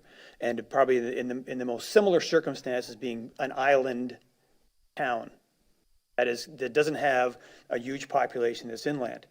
I've since gone through and seen what other municipalities are charging, the ones that allow short-term rentals, because some don't allow them at all. And at $300, we are still a bargain. That there are, I think the average that I looked through on my list of the different town websites was more like $500 per year. So I think $300 is still a bargain. And I think that there's if you want to revisit this, I've seen a couple of towns where they charge a base rate and they charge per bedroom, so that the fee that is charged is more proportional to the income that someone is generating, the effect that they're having. So I think that it has always been couched as more of a housing issue. I understand in some media outlets, they're just talking about the increase. They never mention where the money goes. But it has a very clear intent, and that's to offset the effect of the increase of short-term rentals and what it has in our island. Well, and I'm glad you brought that out, Councilor Reach, because my understanding is the initial rate that was put in to handle the short-term rentals was done to handle the staff's processing of the paperwork, cover the fees for that. Are we essentially saying that the way that this came about to get the fee has gone up that significantly? It warrants raising it that high? The situation has changed since this was put in. Like I said, we doubled the number of short-term rentals. And I've had so many people, I'll see in the same thread sometimes, someone complaining about this fee increase, and then later on, someone's complaining about the lack of annual rentals here on the island. I mean, in the last few months, I've known people personally who have, for some reason, they're at a place, the owner wants to sell it, they go looking for another annual rental on the island, and it's extremely difficult for people to obtain that. And I'm certainly sympathetic to that, and I've spoken with Roger a few times about ways that we can try to address some of those issues with the long-term rentals, and potentially we'll talk about them, at some point, maybe we can spearhead that, but I'm specifically talking about the fee that was put in place to handle the payment of the staff, essentially, to process the paperwork. So if you're saying that the short-term rentals have doubled, then essentially doubling the rate makes sense. But to change what this fee was initially put into place for to now include workforce housing without having the public input on it, I don't think is the right way to do it. And we have had public input. Now, I believe we had adequate public input the first time. This has now been on the agenda the second time. I've seen it talked about on Facebook and other places. I don't see any throng here today saying that they are against this. You had one speaker in the beginning that he spoke to the parking issue. That was it. I spoke to both, actually. I have been contacted by several people who say they believe that it's appropriate. They want us to use the money for the workforce housing idea. I know we did have someone here today against it, but I can tell you that personally, I have been contacted by no one who was against what we did. I believe it was clear what we did, and people who are saying that it's not clear evidently didn't listen to the meeting because we've said it over and over again, why we're doing it. I believe that initially you were right. Not we, but the prior council set the fee to cover the cost. We've now allocated that money toward the cost, and this increase is now for a separate purpose, and we can do that. We have changed part of the purpose of this fee, and we can do that, and I think it's appropriate that we do that. And I'll tell you, I'm not ganging up on you, Councilman, because you raise points. When you said that they're upset, these folks are upset that they're paying into something to police themselves, that's a short, it's a short look at it. The long look is that these funds will help them. They'll help them by keeping their employees, giving their employees a place to stay down here that hopefully they can continue to afford to live on the island. I mean, I know a single mother who has a young daughter in high school, and she's a cleaner here. She cleans the condominiums, cleans hotel units, and so forth. And they're in somewhat modest a rental unit right now. They're being forced off the island, and so in my mind, this was an attempt to start the process of alleviating that situation, and that's why I supported it. It's not retribution to these rental companies or property owners. It's not that at all. It's to help to cure a situation that, if we don't address it, is going to cause us nothing but more trouble down the road.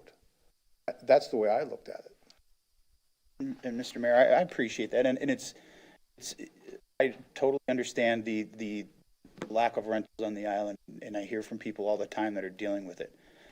I think we need to accelerate how we can manage some of those things.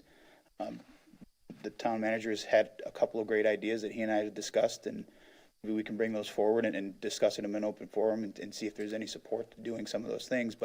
And if this money goes towards doing that, that changes my philosophy. But to me, it just appears that just a blanket statement of workforce housing with no plan, we're just going to raise the rates to start building the coffers to potentially do something without a plan, is where more of my discomfort is with raising these rates.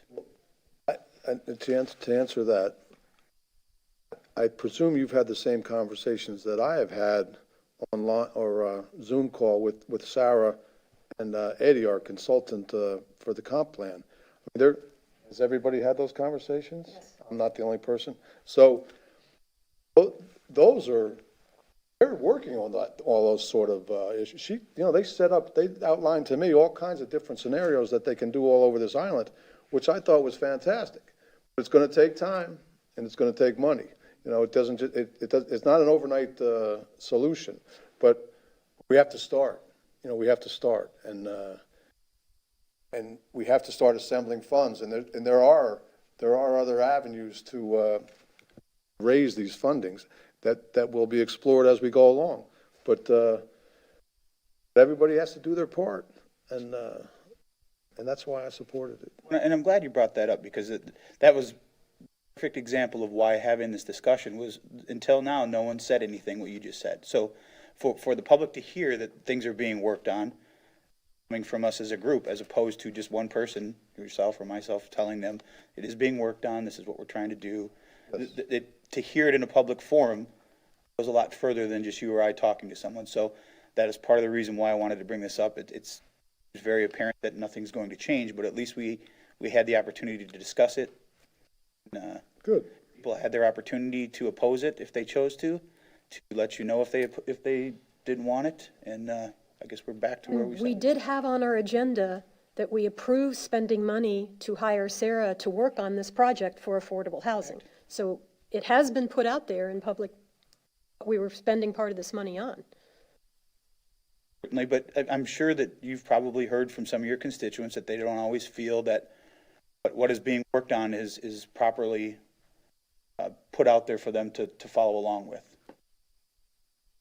Maybe you haven't heard it, but I haven't. Well, if that's the case, then we'll have to get better at that. But we've discussed it. I think we've gotten some more information out there.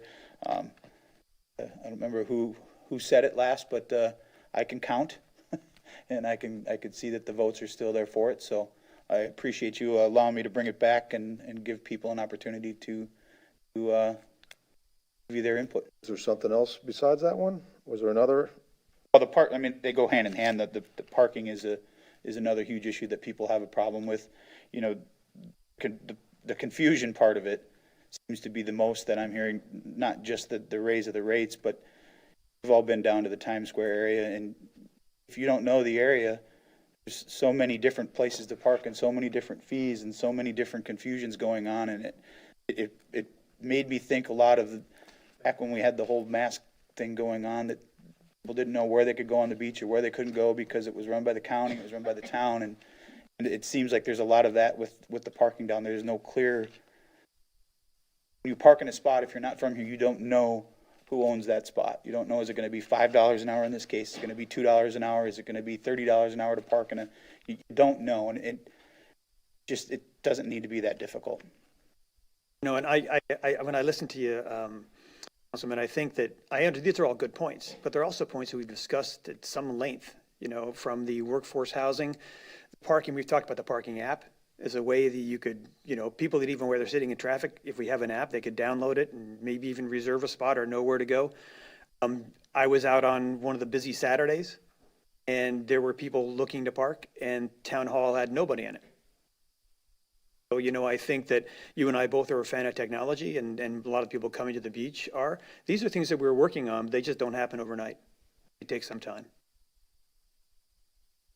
With all that being said, I've had a chance to give this some more thought myself about the parking, and I don't know that that's going to be a big contributor to our problem here in the short term. So I would be willing to reconsider taking another look at those rates as opposed to expecting those right now, holding them at bay as something to consider at a future date. Maybe not imposing those right now. I would be willing to consider that myself. Well, I don't see that it's an unreasonable increase. Our residents have available to them a very cheap parking pass. People that are absorbing this, or the people that are coming to the island, they contribute to the congestion, they contribute to the trash that we have to pick up. It is not an unreasonable rate to pay for parking, and I would certainly stand behind what we did. Well, I agree with what you've said. And I've also had this conversation with other people that market sort of dictates it. I mean, depending on what week it is or what time of year it is, lots, big parking lots down there, I mean, they can fluctuate from $30 a day or some $40 a day, I've heard, down to $5 or $10 a day, depending on when it is. So those people can find affordable parking at times. The cases that keep coming back to me are the people that are coming from the off island who were probably not as well resourced as other people and have to pay these exorbitant amounts to park their car so they can bring their young family to the beach for the day. And I have some sympathy for that.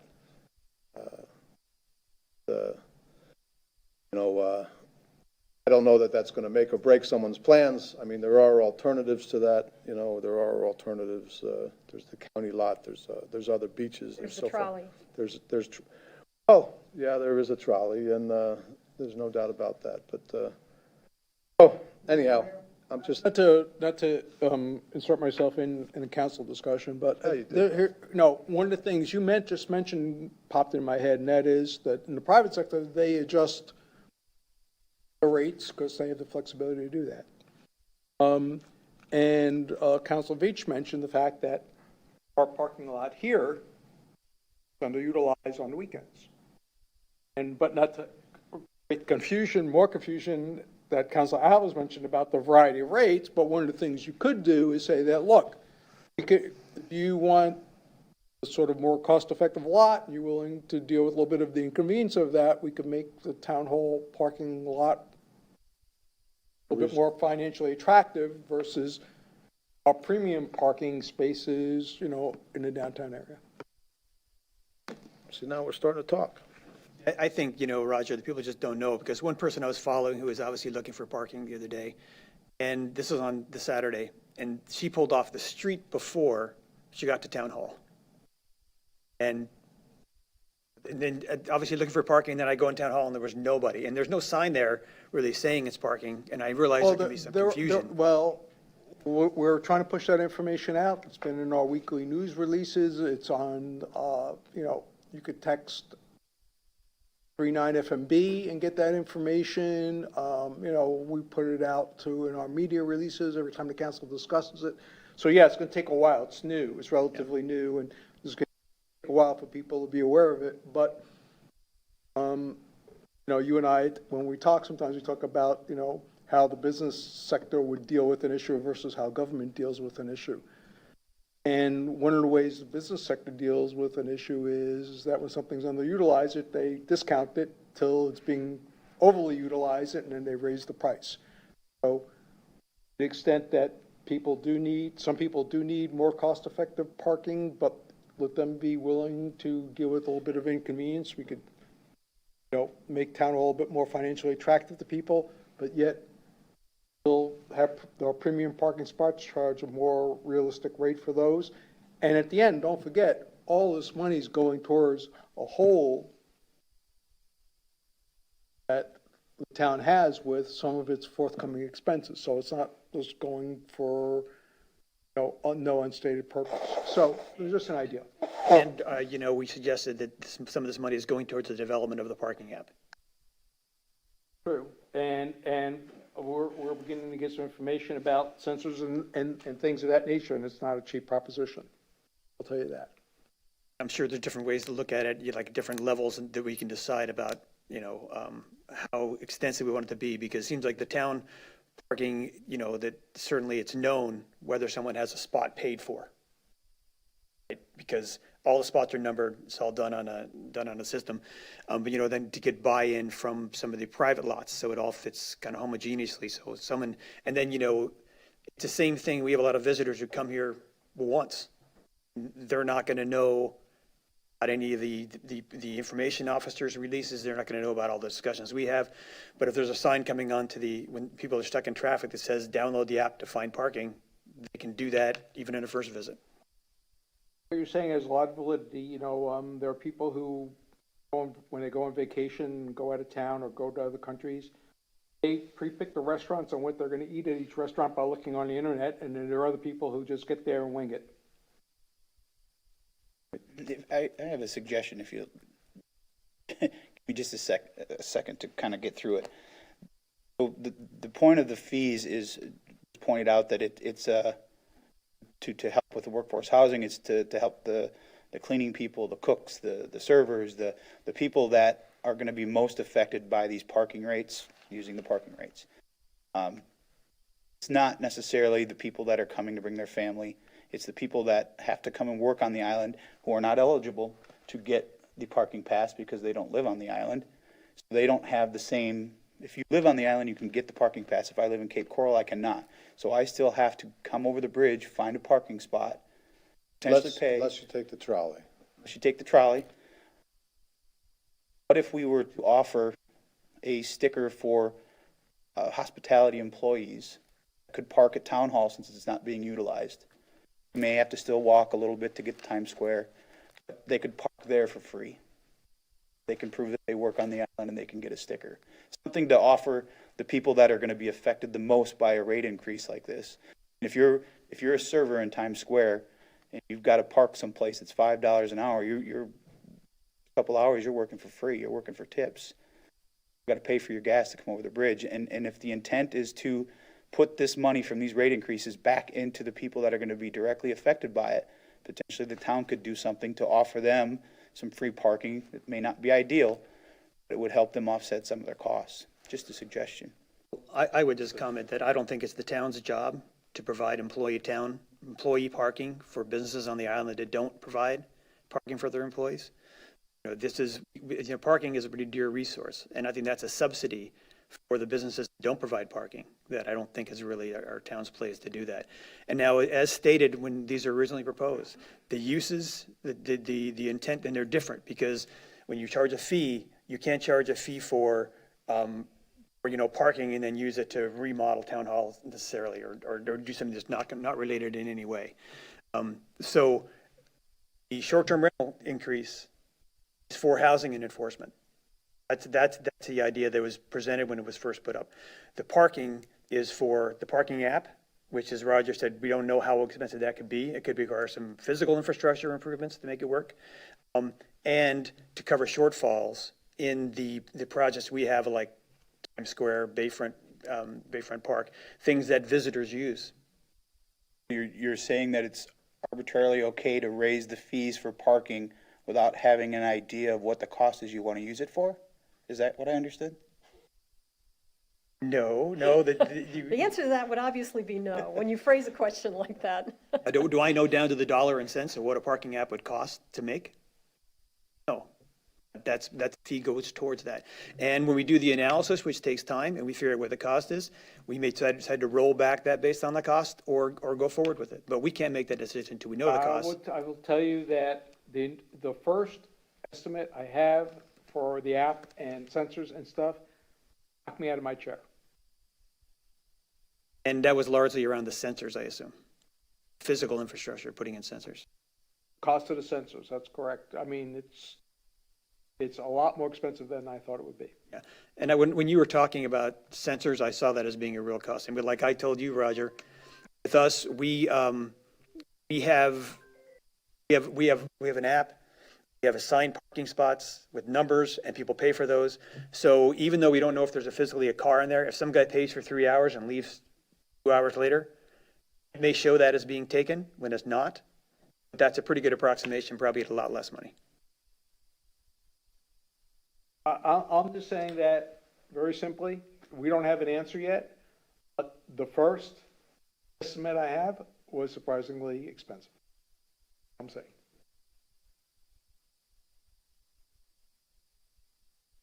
Else, Dan? Well, I don't know that we've gotten to a consensus as to, I think the short-term rental thing is going to be what it is, but seems like you may be considering revisiting the parking rate increase at least to push down the road a little and see where it goes. Well, a lot more things have been brought forth today than I hadn't heard before either. So I'm not ready to move right now, but I'll give it some more thought.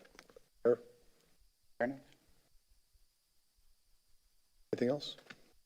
Oh, yes. Was plenty, by the way, but These will be quick.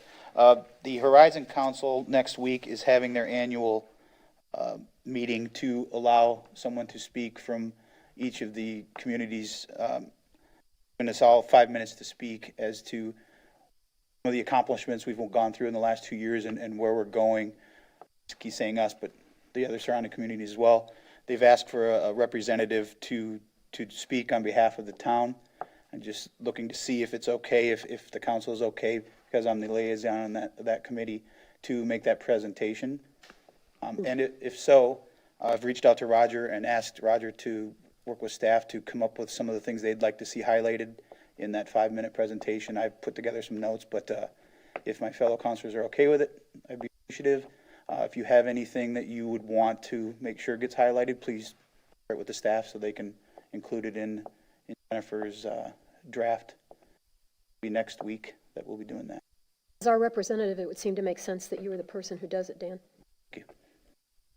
so get in front of the mirror and start practicing. Yeah, you have my support with that, Dan. Good luck with it. And the final thing is, at the Board Cap meeting last week, they were trying to start up the 501c3 again. Karen Woodson has gotten a lot of the legwork done. They're looking for a couple of board member volunteers to be able to finalize that 501c3. 2 of the Board Cap members stepped up to be part of it. They're just looking for potentially 2 more volunteers that would like to be part of the board so they can get that off the ground in time for some of the upcoming charitable events. This is like a Friends of Borcab? Friends of Bay Oaks. Bay Oaks. They had money, didn't the previous entity of that had some money left over? They did. Denise Monahan was kind of spearheading the old 501c3, and I believe there was $10,000 that was left over when it was dissolved that went into, Alice could probably speak better as to where it exactly went, but it's put to one of the programs. It's still sitting there.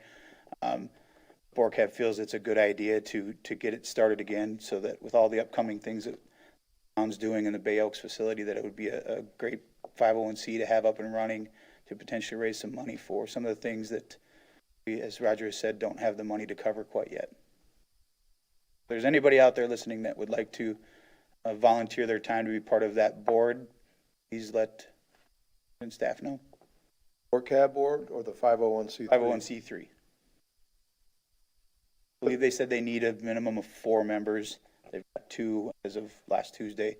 So if there's 2 more people that are out there listening that would like to be involved in that, they have the president and the vice president figured out. So they need a secretary and a treasurer. So anyone that would is with a pen and write really fast. Good. That's all I have. Thank you very much. Vice Mayor? I have a single item to bring up today. I noticed in our last monthly report from our Community Development Department, Chad always has some interesting things in there, and he had the state disorientation numbers for turtles. A lot of people say to me, you guys spend a lot of time talking about those street lights, and I've never heard of a turtle disorientation, et cetera, et cetera. The stats that Chad gave us is that there were 2,175 turtle disorientations last year in the state of Florida. And a good 25% of those were related, at least in part, to streetlights. The number 1 and number 2 causes are condo exterior and condo interior. But it is not a little problem in the state of Florida that we have these turtle disorientations. 2,175, I think, is a very large number of turtle disorientations for considering how many years that we've had these laws in effect about lighting, et cetera, that number is still so extremely high. So I just wanted to get that out there for the public to be aware of. Those are the number of events, not necessarily the number of baby turtles. Right. That's the number of times it's happened. There are 75, 80. Could be a lot more turtles. You multiply that by the number of turtles.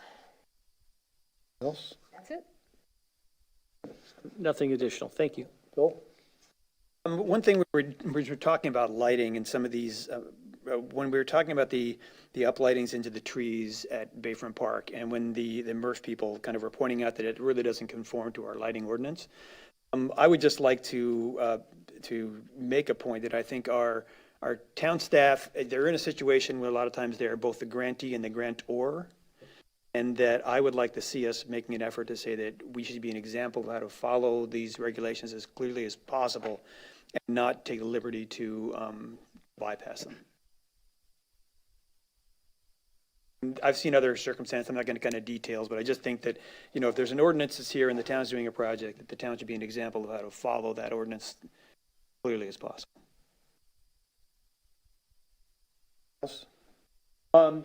Just to be clear that, when the last 501c3 for Friends of Bay Oaks was $18,000 and that money was turned over to the town. Is that money still, I mean, if it reforms, so that would then go to the new Friends of Bay Oaks, or are they a separate entity? Since it was donated to and accepted by the town, it's now the town's. And if you want to donate it back, you all could take that action, otherwise it remains. Used to call that no backsies. Well, and when you form a 501c3, you say the money is to go to this entity, and that's us. So we've already received it. Yeah. It would not make sense to give it back to them to give it back to us. With theater, though. So, Mr. Mayor, just to be perfectly clear, the parking rates are going to go into effect. They're on hold to allow you to have this discussion today. I'm not hearing a change of policy as of today, so we'll go forward with the implementation. Unless there's something to the contrary. Well, that wasn't what I was hoping for, but, Let's get clarified. yeah, well, so in lack do of, what you want. well, it's not just me. To you, I mean you, the council. Yeah, you know, Want us to hold off for next meeting? We can do that. yeah, I would, yeah, please do that, if you don't mind. Hold on. I would kind of disagree. I think it's been months between when we made this decision and when it comes into effect, and now that it's supposed to come into effect, and I see out here in the hallway, there's already putting stickers on some of the signs. Changes. This is a physical implementation we have to do.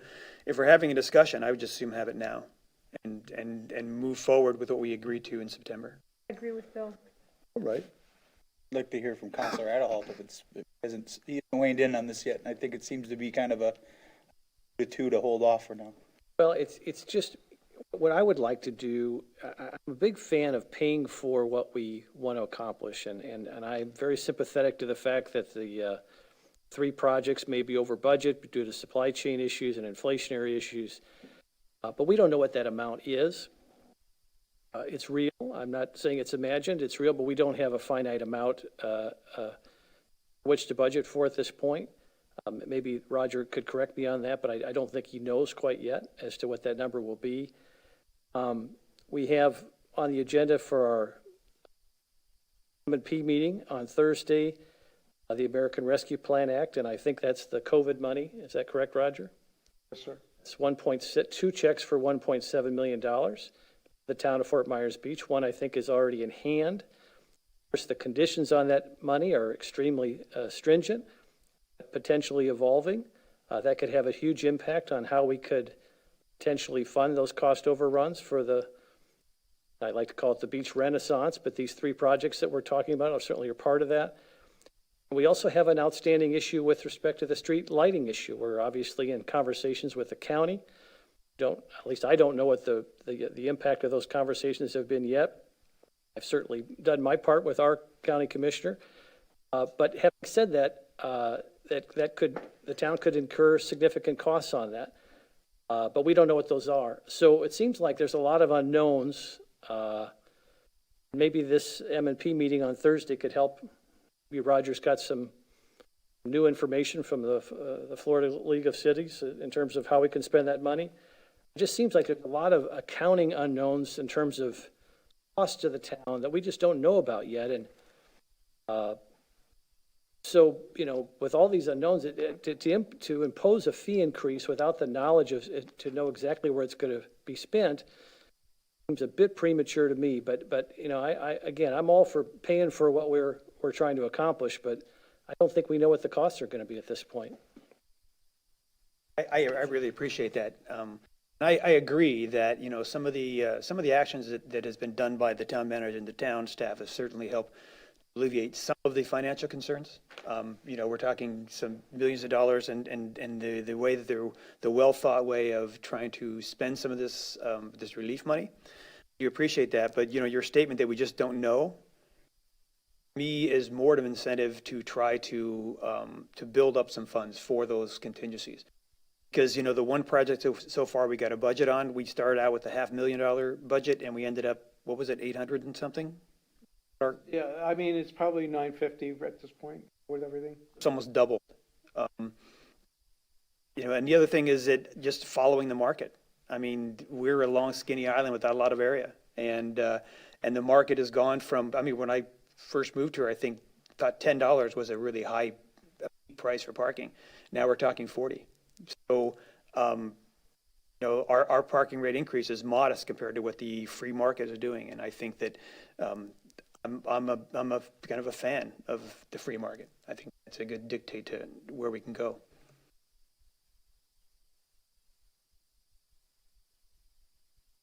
I mean, just to add a little more color to this, when we discussed the budget, one of the reasons why I voted against the budget was didn't include community policing, and that's okay. That was, we lost that vote 3-2, and that's fine. That's democracy. I totally support and accept that.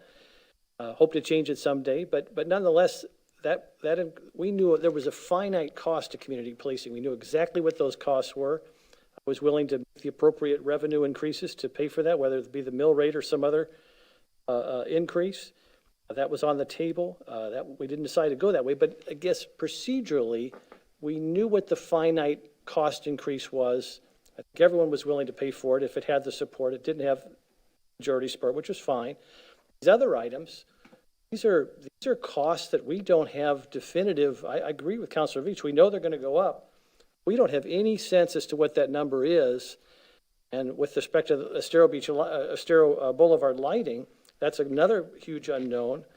You could make the argument, hey, we know costs are going to come in. We're going to have additional costs. Until we know what those costs are, to ask the taxpayer for an increase without a definitive plan as to how we're going to spend it, again, to me, seems a bit premature. But that's just my sort of governing philosophy. Can I just clarify? Could I jump in on that? Yeah. I know my flood and wind insurance are going to go up. I don't know how much. I've sure started putting more money away for them now, even though I don't know how much that increase is. So raising the fees in anticipation of something that we know is going to happen. We know we're going to need the money for these projects, all of these different things we've discussed. Just because we don't know the exact amount of them. I don't know the exact amount my flood insurance is going to go up, but I'm sure putting money away for it now. I'm not going to wait down the road and be pinched later on. So, me, your argument bolsters exactly what we're doing. You can look at it either way, and I personally, I like to present to the taxpayer a specific plan as to why we're making the ask, and then let the taxpayers respond or the voters respond. And I'm willing to take the heat if we need to raise the appropriate revenue. But it seems like there's so many unknowns right now to ask for this increase without a definitive spending plan. Seems, again, to me, premature. But you can look at it either way. I mean, clearly we're going to have some additional costs. I haven't heard where we are on the street lighting yet. That could be a significant cost to the island. We're going to have to figure out a way to fund that. And so, but at the same time, there may not be any cost at all. We just don't know. And again, we can raise these rates at any time when we have a little bit more clarity. But to me, it seems premature. But I see your point, Vice Mayor. I mean, you can look at it either way. When we raised the parking rate, there was no data as to why we raised it for the amount we raised it. We're clearly incongruent with the county. It just seems rather reactionary as opposed to data-driven, and that gives me pause at times. I know it's all well-intended. It gives me pause. I'll just, one kind of clarification too. This is a fee increase, not a tax increase. And all this money goes into the same, generally speaking, there's restrictions and there's a lot of other things. So if we say we know a cost is coming up and you don't implement this fee, you are in fact raising taxes. Because that's the other revenue stream that money can come from to pay for these things.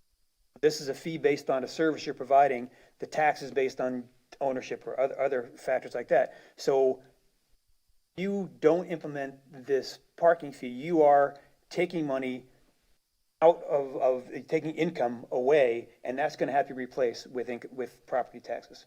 I just, in a perfect world, which we don't live in, I wish the town manager could tell us we're $500,000 over budget on Bayside, we're $1 million over budget on Times Square, we're $2 million on so we have a definitive number that we're trying to achieve a revenue goal for, and have a plan that we can present to the public. That's all. Your point's well taken, Councilor Veach, but I just don't think, very vague out there as to what our ask is. We know there's going to be an ask, but if we had some more certainty on that, I just think it's, from a transparency standpoint, I know everybody's doing the best they can do. I think it would be helpful before we make the ask. That's all I'm saying.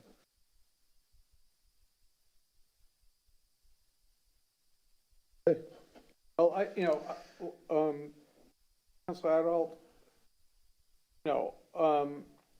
I know you're not a soothsayer, Mr. Town Manager. I don't expect you to have a crystal ball. I hope you appreciate the fact that we're doing everything we can to make every dollar we have go as far as it can go. I have no doubt. But all that being said, at the very least, not to over-exaggerate, hopefully at the end of 2023, we're going to have a beautiful new Bay Oaks building. We don't have any money today, any furnishings or anything to go inside that building.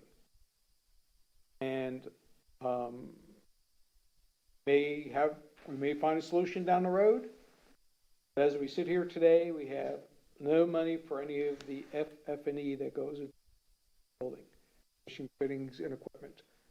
So, you say to me, do we need to have money for that today? The answer is no. But it's going to be a beautiful building, and when you walk inside, there won't be a chair to sit down on. So we're going to have to figure out that solution by late 2023, early 2024. And I think that's a fair point, but if you were to come before the council with a plan that said, hey, we already know we're short on Bayfront Park X amount, here's where we think we are on Times Square, here's where we think we are on Bayside, plus we need X amount forecasted for furnishings, and you add those dollars, you compare them to the revenue forecast of the parking rate increase, that allows us to keep our books balanced. I just think that would be good for public consumption, good for transparency, and help us make our case. I don't disagree with you, but the problem we have is that typically, in a normal environment, we could tell you what the construction estimate for a project is. Fortunately, in today's environment, we can't. We don't know that till it's bid, fortunately. But normally, we could say, the construction estimate and the bid price, would be 5-7% situation between the higher or lower. In today's environment, we can't tell you that. And whatever number I told you, one thing I can guarantee about it would be wrong. We have to wait till we get bids. In fact, for the civil work component of Bay Oaks, we're giving some contractors in town a copy of the 60% plans so that we can kind of get an order of magnitude of what that number might be in advance of actually bidding that work. They don't know. I wish we did. We used to be able to go to the Blue Book, which had costs for engineering, if it's a 2-lane road, a mile long, this is the dynamics today are just not that. All that being said, one thing I do know, that is that we will need more money in the future. That money is going to come from one or two places. from property taxes or from, those are the two things it's going to come from. So to the extent that see that coming and want to address it now, right? To the extent that you want to wait to get better information and have that verified, and wait. But I can tell you for sure it's coming. And I don't doubt you on that, Mr. Town Manager, but it's 12:39. I wonder how many folks are still watching. With this colloquy we've just had of the last hour has been extremely helpful. And it would be extremely helpful for the public discourse if they had a better sense as to where we are as an island from a fiscal standpoint. I wonder how many folks are still watching at this point, because I do think it's been extremely helpful to have this conversation. I'm willing to, I talk a lot about this beach renaissance. I'm willing to pay for it. But I do think we need to have, as best possible, put forth some sort of a structure or a plan or at least a rough estimate so people know what we're doing and why we're doing it. And what you just said is very true, and I don't expect you to predict the future. These are very volatile times. But even if you just did a forecast based upon what you're seeing elsewhere, in a very rough sense, we can explain to people what we're doing, why we're doing it. I do think it would be helpful procedurally to move all of it forward. But that's just my sense of things. That's fine. Your point is well taken, and I think the big question, if you will, is how the council determines it wants to use the American Rescue Plan money. That discussion is set at your next meeting to begin that discussion, and hopefully, depending on what the council's policy decision will be, that will greatly influence where the hole is. I agree. That's a critical discussion. So that being the case, the question to me is, will we still have a hole after that? And I believe the answer is yes. And you may very well be correct. I just think at some point we owe the public an explanation in the sense of here's the limitations on this COVID money. It's a lot of money, but here's the limitations. Here's what we can spend it for. But here's still where we have the holes. We need to then therefore do X, Y, or raise these fees. I just think some sort of guide to the public as to what we're doing and why we're doing it would be helpful. It certainly would help me in terms of making my decision. And like I said, I'm more than happy to make the tough decisions. But I do think we're just talking about this coming Thursday to flush some of this out. Maybe we won't have a definitive answer on Thursday, but we should hopefully have an idea what the consensus of the council is, plus with your advice in terms of what the limitations are and how we can use these funds. Checks for $1.7 million could really be helpful. But again, if it doesn't fill the holes, that's a great public conversation to have, and then we can make the case to the residents of the island. I'm happy to help make that case. Well, again, in terms of, I don't know that this is going to get settled today, but to the extent of giving you the best available information, this available information is that even with the American Rescue Plan monies, I still think we're going to have a hole. We're going to have to fill out. Cost of the limitations of the American Rescue Plan. If we would put the whole $3 million towards those projects, then I would tell you that we'd be okay. The problem is that those funds have limitations. Even applying the parts of those funds to the parts that are eligible to those projects, I still see a hole. I think that's a great conversation that we need to have. Yeah, I do think, certainly Bayfront Park was an eye-opener for me. That was the simplest project we had. Cost came in way over estimates. And the other thing, if let's say we raise the parking rates, and I'm still kind of, I don't wait to see what my power bill is going to be before I figure where the money's coming from. I'd like to be ahead of that.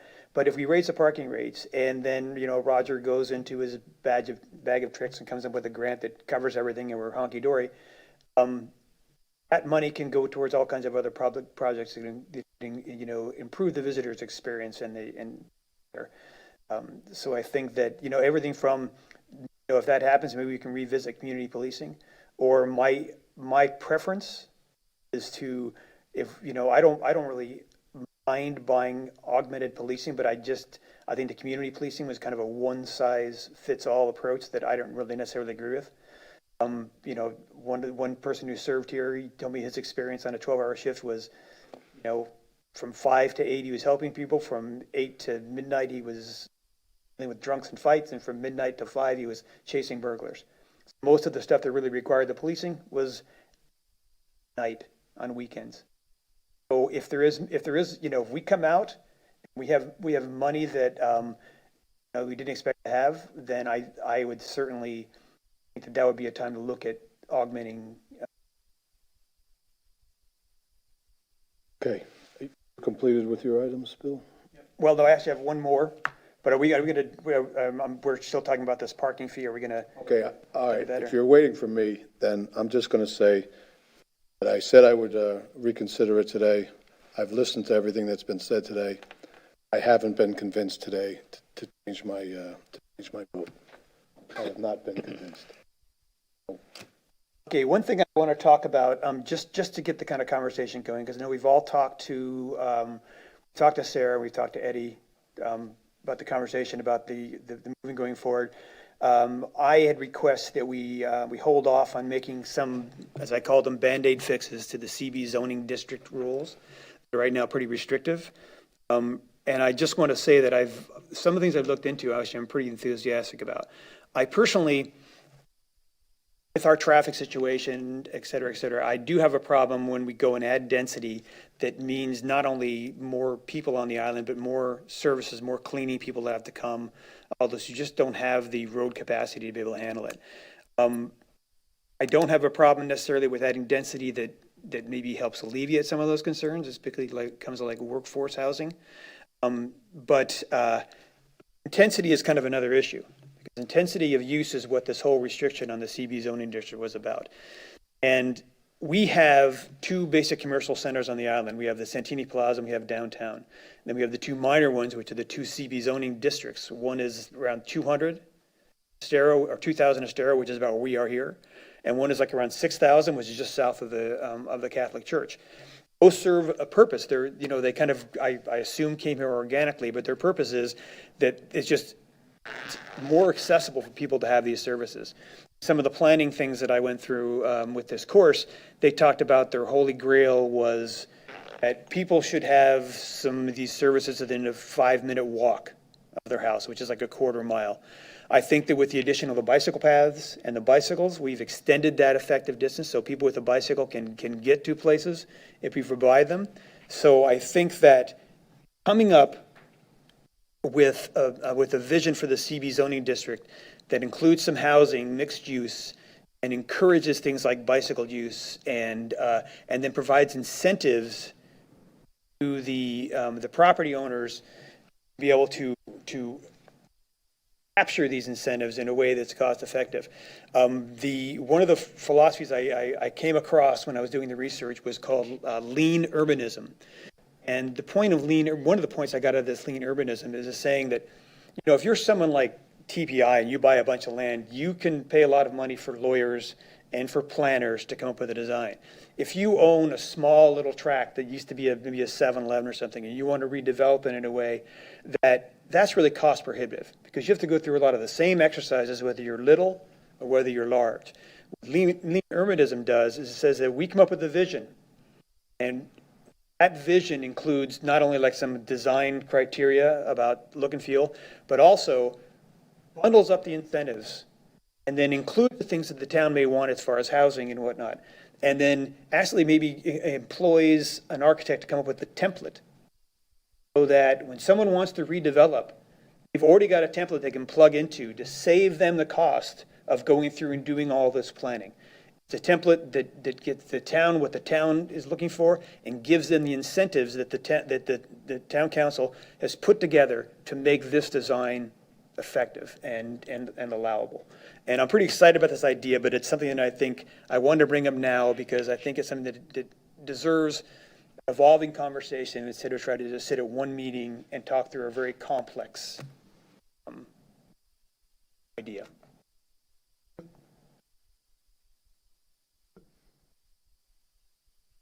All right. I just have one item. You wanted to talk about that now, Bill, did you? Didn't want to talk about that, discuss that now, did you? You just. If somebody Just wants to throwing it out discuss it, it's out there. All right, I don't well- see a lot of interest in discussion. I haven't heard a lot of feedback, so, Well, but it's something to think about. It is something to think about, no doubt. Okay, I just have one item, and that, Jim, you brought it up twice about the possibility of the cost for lighting on Estero Boulevard. As you'll recall, you and the rest of the council charged me with meeting with the various county folks and negotiating some sort of deal for the lighting. I'll just report to you now that I have met with the commissioners and so forth, and without making any sort of announcement, I'm not going to do that today, but I anticipate some very favorable results coming out of those discussions. We'll just leave it at that for now, at the risk of saying anything prior to their meetings coming up. So we'll just leave it at that, and I'm just reporting that discussions have been held. And with that, I have nothing else. And if there's anything else for the good of the order, if there's not, you missed public comment. You were outside when we had public comment, but yes, you did. But I'll tell you what, I'll give you a gimme here if you make it real brief. Come on up. You're going to have to identify yourself again. Tim Shadle. As a member of the public, it's very frustrating when you sit here and listen to discussion that you would love to be involved with and you can't do it. And I wish there was a way that could be done. You could run for council, my friend. That's one of the thoughts I had. But, in reference to the conversation just about the parking meters and the short-term rental increases, now there was a lot of opposition back when this all started. This room was full, that room was full, the parking lot was full. Nobody wanted the short-term rental, period, let alone at $50. So there wasn't a lot of discussion. I think the public doesn't come here in reference to this issue because majority of people in this town didn't even want that. You still voted for it. Not you, this council, but a former council voted for it.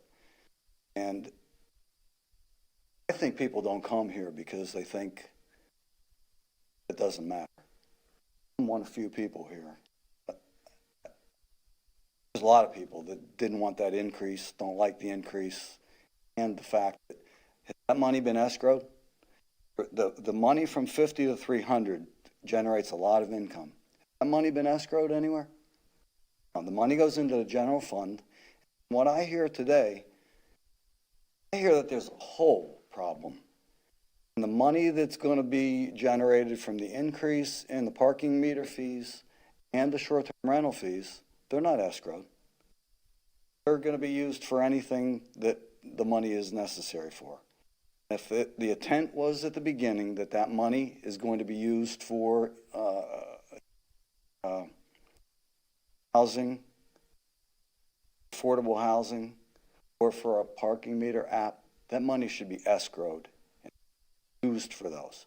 Where I come from in Pennsylvania, parking meter money is only allowed to be used for parking issues, not general fund issues, what I think they should be. If it's a parking meter increase, it should be used for parking solutions. There's an increase in short-term rental fees. It's going to be intended for affordable housing. There should be a plan for that, and that money should be escrowed for that, and it should be used for that, not general fund money. That's a budget issue. This was a budget. We have a hole and we need money. I think it should be this discussion should have been had during a budget issue. In reference to the biggest problem I think we see here on this island is traffic. In all the meetings I come to, I watch, very little is dedicated to solving that problem. And there are solutions. I hope, I will attend the February 5th meeting, and I'd love to listen to what the proposals are to solve the problem. But the biggest problem we have on this island is traffic, and that really needs to be addressed. Parking goes right along with that. And I'll try to make it as quick as I can. The only other thing I'd like to mention is, I have an idea we have churches, we have the town's lot, we're gonna have the fire lot next door. There's a lot of parking here on the island. And if all these organizations and council has parking, we could maybe work out a way that people could park at these lots and tram from the lots, work with the churches, work with anywhere there is available parking, and somehow transport them, to just use the trolley or the tram like we use now, and move them from parking lots to the churches, the council, the town here. And it might be a start for parking, but we need to address the traffic issue. I mean, most people I hear that when they leave here, the only reason they want to leave here is because they're tired of the traffic. There's nothing else to hate about this place. I think it needs to be addressed. All right, Tim, thank you. John, I'm sure there's a church and state issue there, but yeah, we're not going to get into that right now.